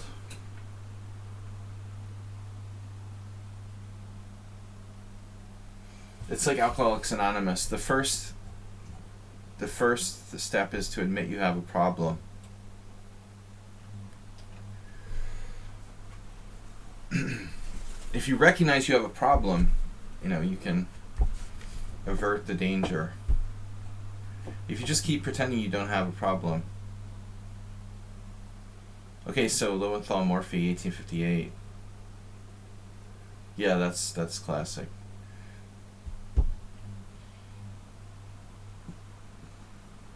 It's interesting that Morphy played the Philidor. It seems inherently passive, but I like the way he played pawn takes d4. Attila Turzo rating. Attila Turzo rating with party of 15. Attila, what's up? Attila was playing with our team yesterday. Thanks, Turzo. Good to see you again. Welcome, Turzo friends. He's my Hungarian teammate. I can sack the exchange here. Rook takes c3. Or not. Rook takes c3, takes. Oops, I forgot. I probably don't have enough compensation here, but it's close. We have a pawn and a better structure. Thanks, Turzo, for the raid.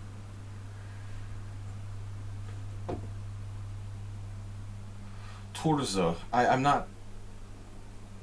I really should pronounce his name properly. I say it like an American. I'm very bad about that. It's Turzo Attila. I know how to pronounce things correctly in Hungarian, but I'm lazy. Turzo Attila, international master, streaming again, and third board next to me yesterday in the Hungarian First Division. Unfortunately, Turzo had black and I had white, so he had a tougher task than myself. Very strong opponent. Bukro Albert. Your American is pretty shabby. Me too. All right, what do we do here? We're playing for two results. Win or a draw. Yeah, and Hungarian last names come first. Exactly. Turzo Attila. I'm Paschall William. Portish Lajos. Exactly. Yep, the family name is said first, so that's interesting. He's Turzo Attila. And then Hungarians actually make mistakes, so they call me like Paschall. they're not thinking in Western terms sometimes when they say my name or Western names. He'll call me, you know, Attila knows, but a lot of people, they'll say it the wrong way themselves. Okay. It's like a dragon. Exchange sack. Play for the win, bro. Opposite colored bishops and an exchange sack here. No weaknesses. Uber driver, look, mom, no weaknesses. Witherspoon Lionel.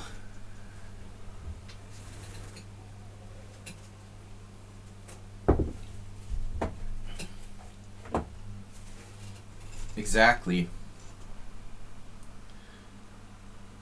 I'm Paschall Vilmos. Vilmos is the Hungarian version of William, so I call myself Paschall Vilmos. We've got Hey It's Miro confused.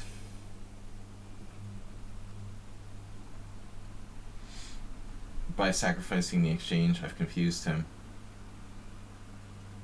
He is confused. He has been confused. Oof.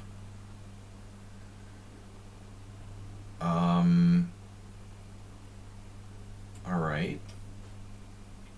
Oh, he did it anyway. Look, that takes guts, doesn't it? He's just playing c4 anyway. You're such a cheapo, master. If I take it, rook takes, bishop takes, a4, a6. I mean, dude, whatever. I don't have any losing chances here, right?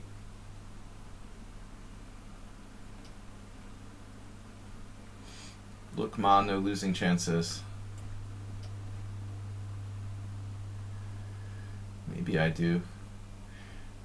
In the last round of the World Senior against Heinrich Danielsen, I sacked the exchange. I was like, oh, this is a fortress. I'm fine here. There's no way this could possibly go wrong. And then I realized immediately that I was wrong. My fortress was riddled with holes. And I was losing. I was like, oh yeah, we could just sack the exchange, no problem. Sure. Of course.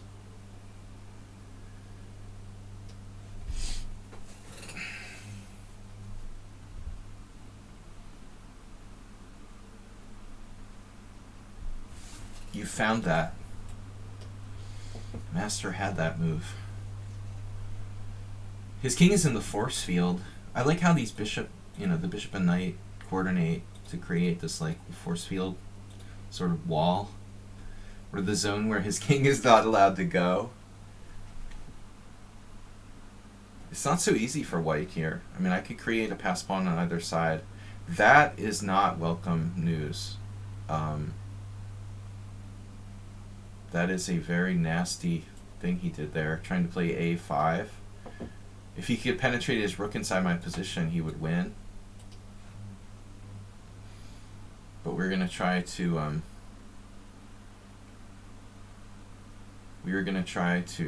disallow any of that business, if possible.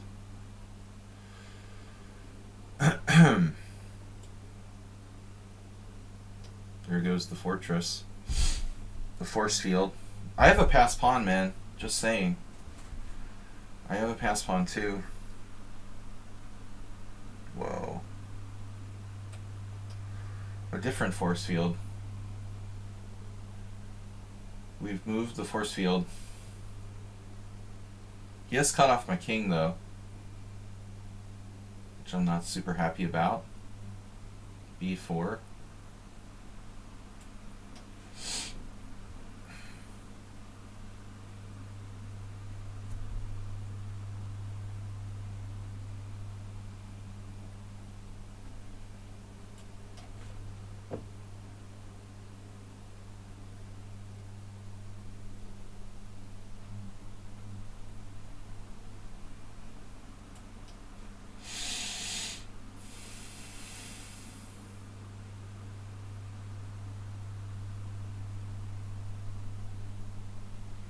b4 seems kind of risky for me.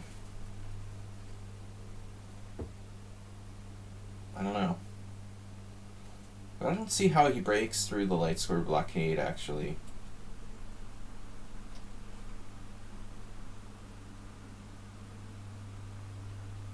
Jesus Christ. Famous last words.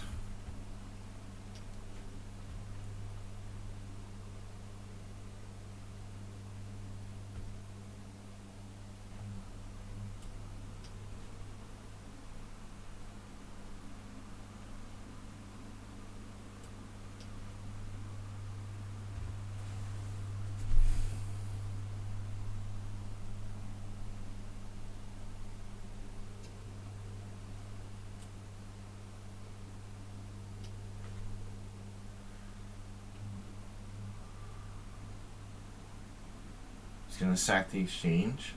It's crazy. You're crazy, bro.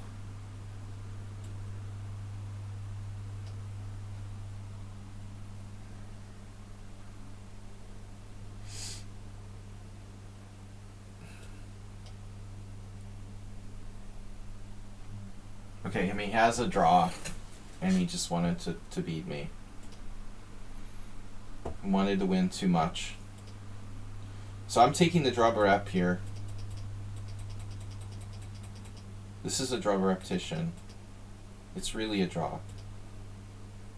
We should agree to a draw at this point. Game is literally equal. But then he went too far. Even here it's a draw, wow. Even after bishop e2. So what are you supposed to play now? Can you sack the exchange on b5? I don't think so. Maybe. No, king e3. That was a tough move to find. Wow. I have knight d3, and then rook takes b5. So what do I do here?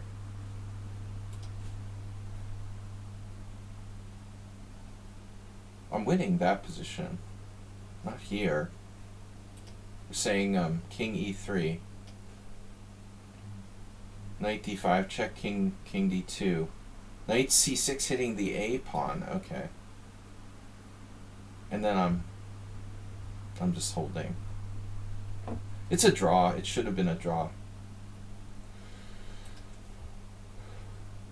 It looks like I was never winning. You were never winning. Like the whole game. And I've got a million challenges. For Satu is a subscriber. Is now a subscriber. Alright.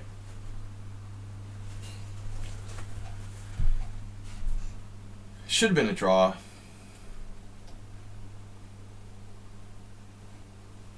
There was a point where I thought you could have taken on b5 before, and it would probably be a draw too.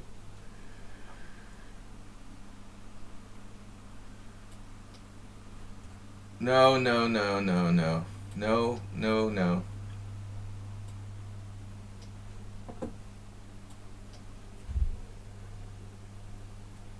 No, I hate the Moore Gambit. It's right up there with the London. No, it's better than the London, alright. It's not boring. I won't put it in category with the London. Uber driver, don't push it. Don't even start. Don't go there, Uber driver. You know you're gonna get in trouble if you keep going down that road.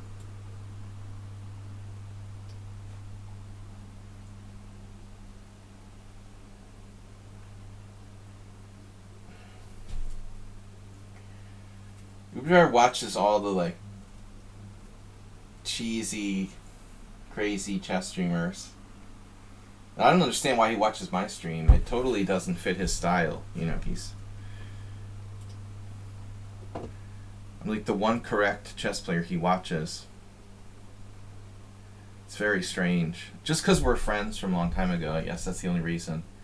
He doesn't really watch me for the content. He just like watches my stream because we like knew each other in real life.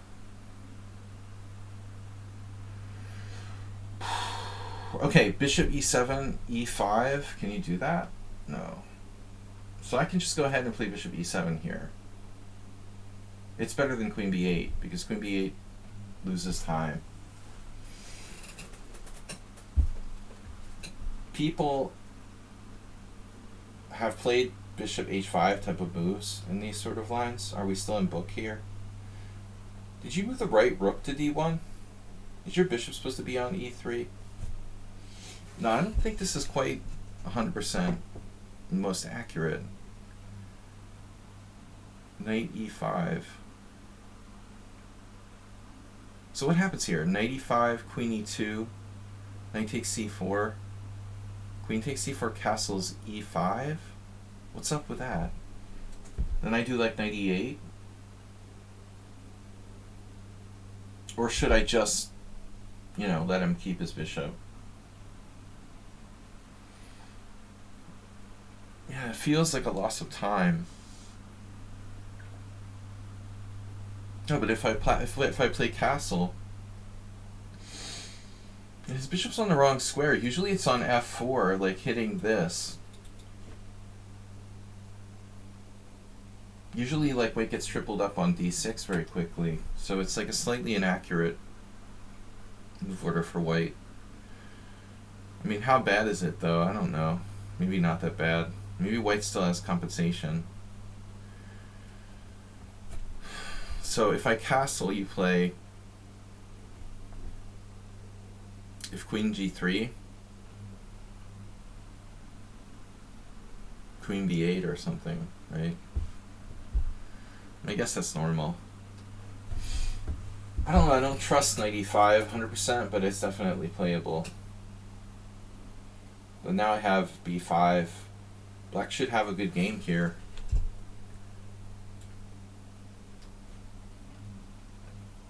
I don't believe that white has like quite enough compensation for the sacrifice pawn. I mean, now I have b4.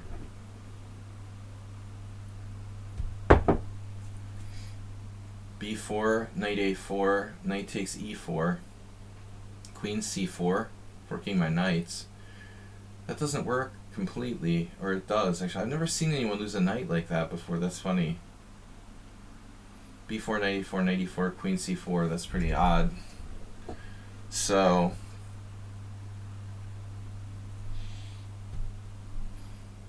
I don't know where to put my queen.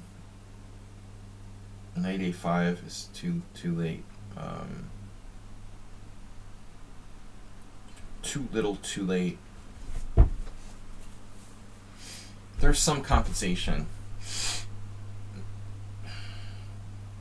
I'm not a big fan of the Mora Gambit for various reasons, but I did lose against it once. Not because of the opening. I would have made a GM norm if I had won that game, ironically. Alright. The guy didn't even play it right.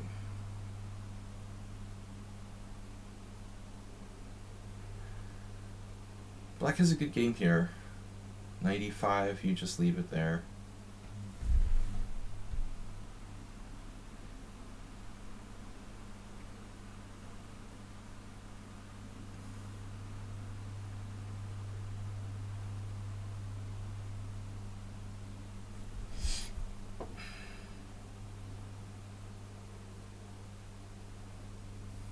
Yeah, I don't see any reason to play knight e5, really.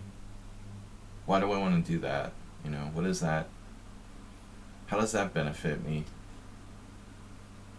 Ooh, g4. That's a aggressive move.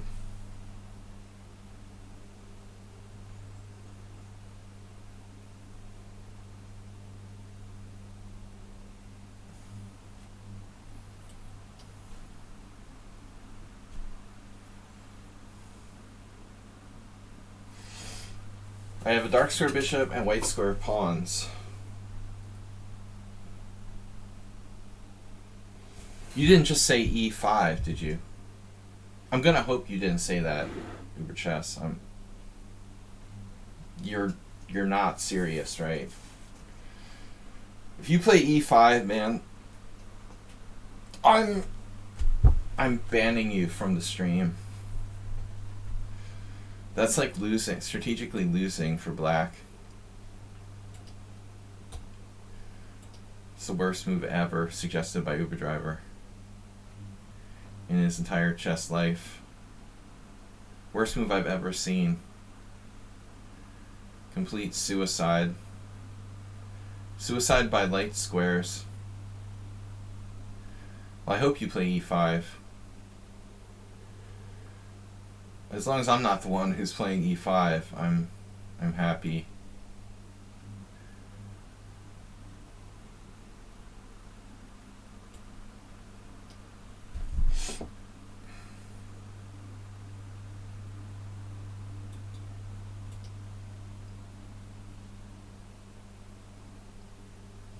It doesn't matter, Uber Driver. If I lose control of d5, like, white's always doing good.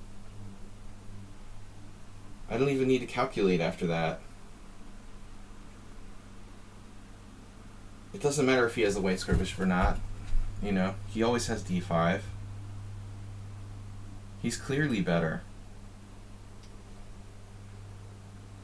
If I ever play e5.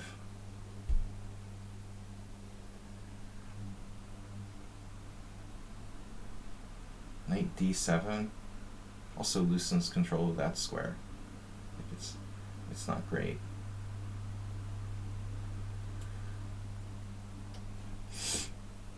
Now knight e5 is playable. Playable.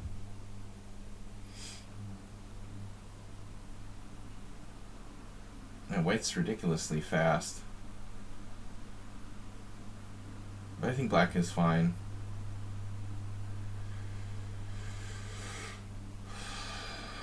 It's just a question of whether white has enough compensation for the sacrifice pawn or not. You know, and it's not easy to judge. b4. h5. Oof. I kind of like h5. Does have a lot of space.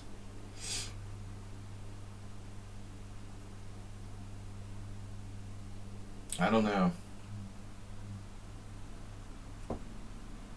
What's the most important square in the Sicilian defense?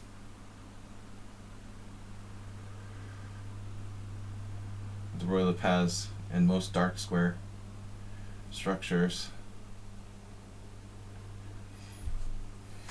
No. Uber Driver, just go back and play the French or whatever, man. You don't know what you're talking about. I'm not talking about the French or the Caro-Kann. No, Asteroid, don't listen to Uber Driver. The d5 square. This is the most important square in the Sicilian.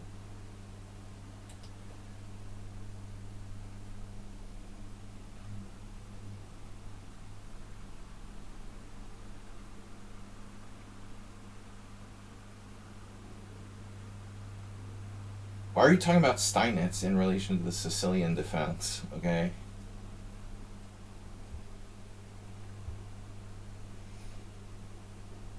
I'm talking about d5, bro. I can't believe I started saying bro.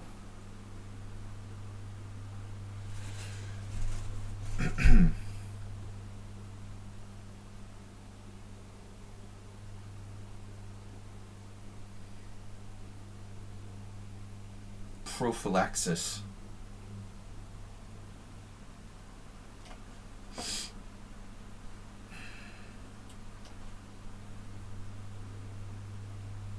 Draxis. Wow. e4, c5, g3. Yeah, but I mean, even there, like, white is playing bishop g2 and influencing the d5 square. In the closed Sicilian, I mean, d5 obviously is still very important. If you play g3, bishop g2, knight c3, all of your power is like Knight c3, pawn on e4, g3, bishop g2. Everything's focusing on d5. I still argue that d5 is the most important square any day in the Sicilian. This we cannot give up. White can sacrifice a piece to own that square. Isn't black comfortable here? Well, I mean, was black ever not comfortable? Does the Mora Gambit refute the Sicilian? I don't think so. Black should be fine. But I think it's tough to crack, you know, it's like solid, ironically. This guy is very solid.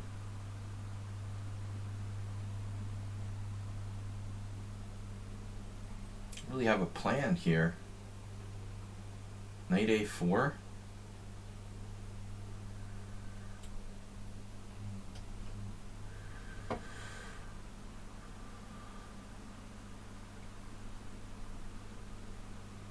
I just don't have enough time.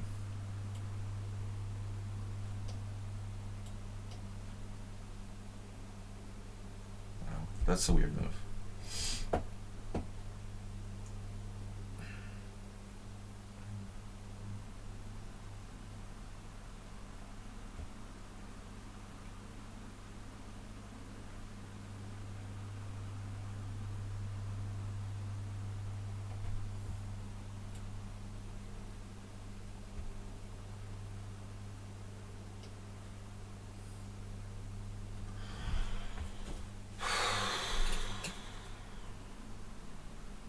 Well, after he played g4 and h4, I was able to play h5 and force the locking of the king side. White has a space advantage on the king side.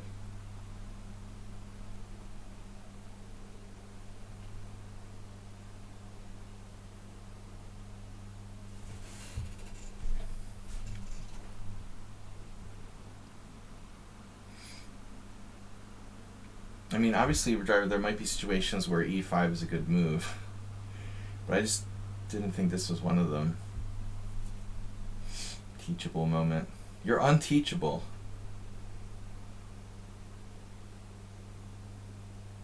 What is happening here?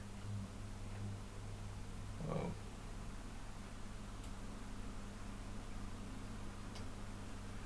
I figured something out. We're all about the dark squares. He's got a bad light square bishop. It's the Marazzi. Man, but he has a ridiculous amount of time. How much time do I have left? One more game? I think I can play one more game. Max. After this.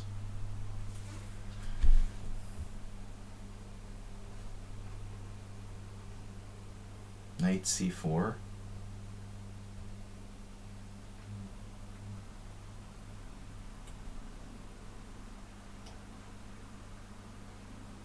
This is probably a mistake then.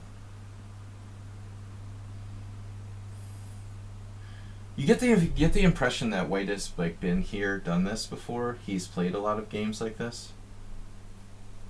He doesn't mind being down a pawn on the white side of this. Knight c4.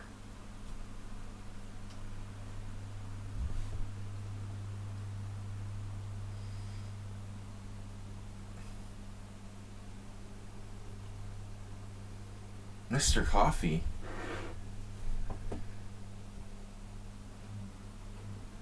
Where did my time go? Why do I have 29 seconds left? I just played the last two moves pretty quickly.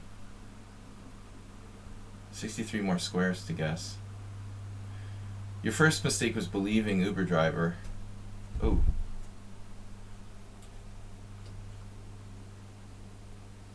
Never believe anything Uber driver says about chess strategy. He's probably just trolling us.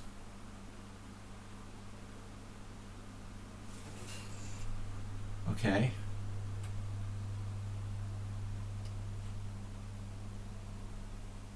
No, I have no real ideas here.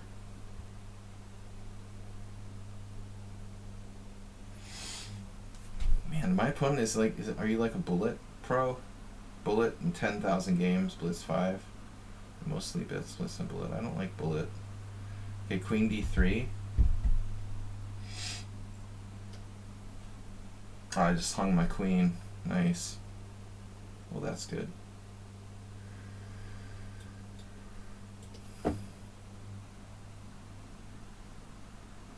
Perrin, I got a take back. Wow. Yeah, I just dropped my queen.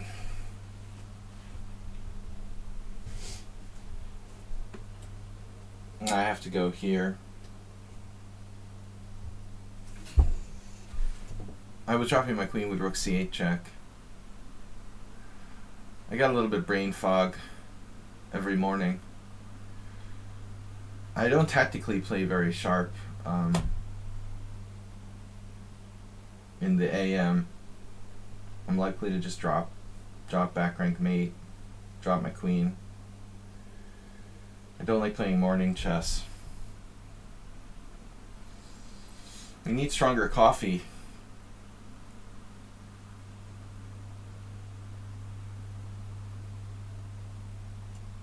I'm gonna play one more game, but I usually am fading out here.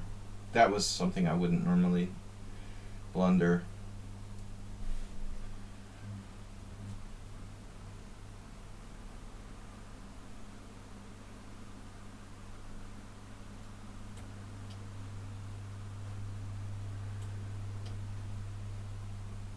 It has a lot of space. It's hard to win. I'm definitely, you know,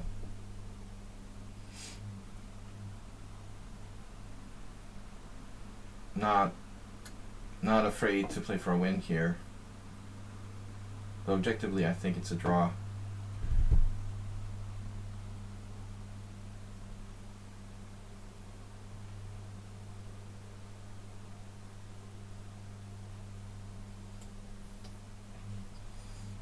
Amazing if black doesn't have a win now.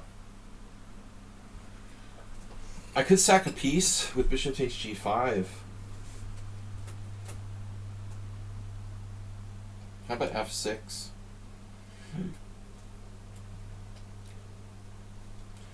I can't win after he offered me a take back and I like dropped my queen, man. There's no way I'm gonna like try to win here.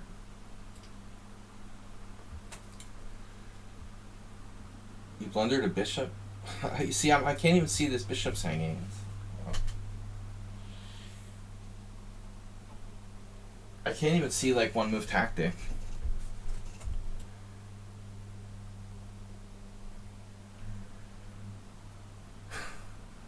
Literally, I was just so happy to not lose after dropping my queen.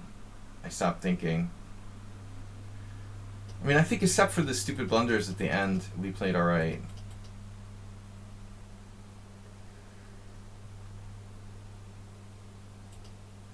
Final spoon. Breaking news.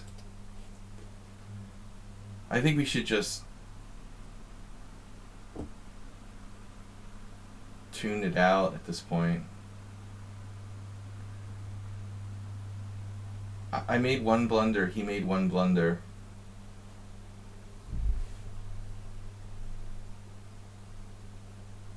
At this point, yeah, I mean, it's like, say, whatever.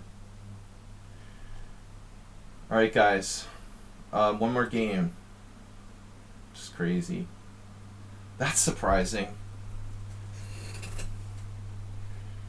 Zio chess. I can't believe it. Just one blunder each side.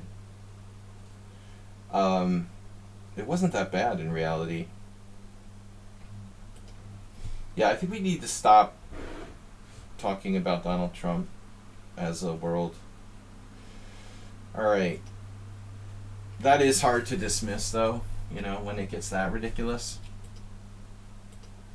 The guy's hanging out with...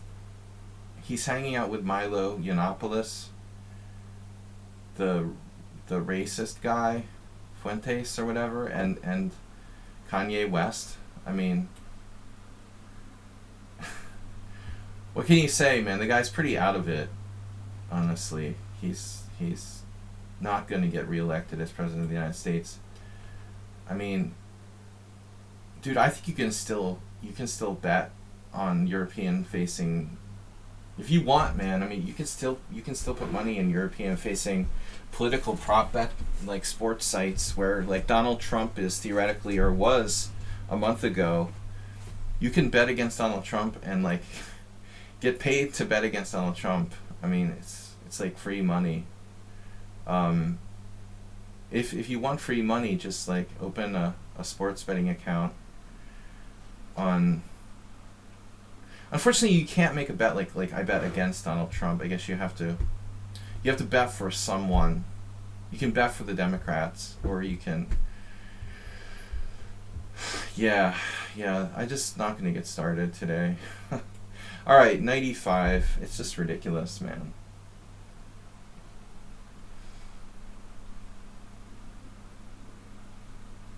Unfortunately, I put a lot of money on Gavin Newsom to be the Democratic candidate, thinking like it might really come down.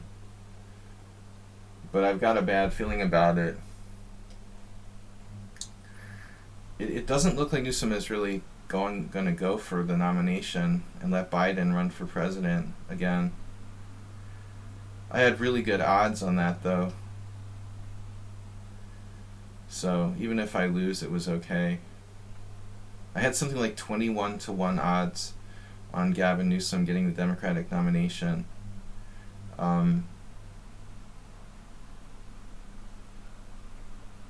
So, I mean, it's like a no-lose bet.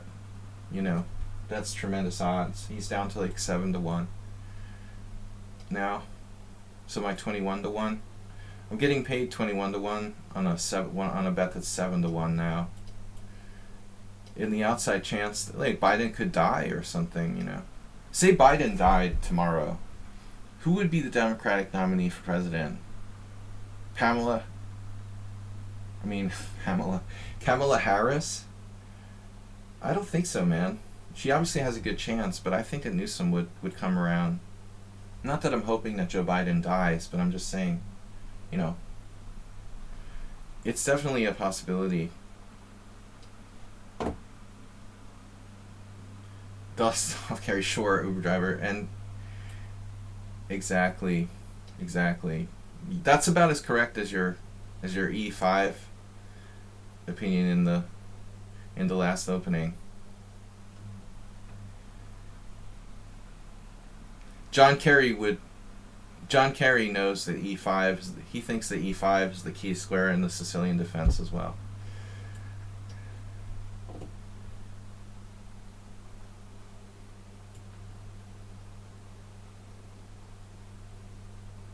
Newsom is popular. If he actually showed very serious interest, I think he would get the nomination. I would make a lot of money, but I don't think it's going to happen. It was a like kind of long shot. It's like betting on the horse races. I couldn't resist the long shot. Asterbate says it's Marco Rubio. Absolutely, Asterbate. Absolutely. You should start playing the Mora Gambit too. I think that Marco Rubio very well might be the next Democratic candidate. Alright. Next. Guys, I gotta go. On that note, this conversation is getting kind of ridiculous. Bye, Asterbate. We'll see you all on Wednesday. No Tuesday stream. I've got an appointment on Tuesday, so Wednesday morning and Wednesday night we're doing double streams. I love talking politics here. Yeah, we're gonna castle Queenside. Nice meeting you. Yeah, thank you for the game. Man, Black's position is very dubious. Muy dubioso. We've got the bishop coming to a theater near you.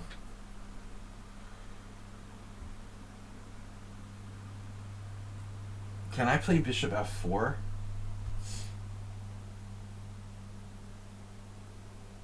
He's going to escape with king d8 on the next move. I have just takes and takes immediately winning. Ouch. Ooh, that's pretty nasty. I didn't even see it, you know, I was like not planning this tactic at all. Oh, jeez. Yeah. Alright.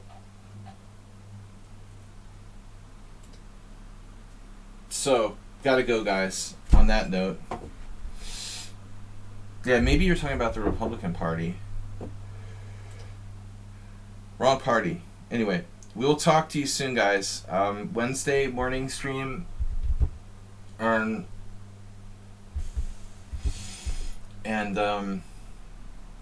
Wednesday tournament. I'll set up tournament for Wednesday. Normally we do it Tuesday nights. We'll see you guys on Wednesday. Bye-bye. Thanks, Mr. Coffee.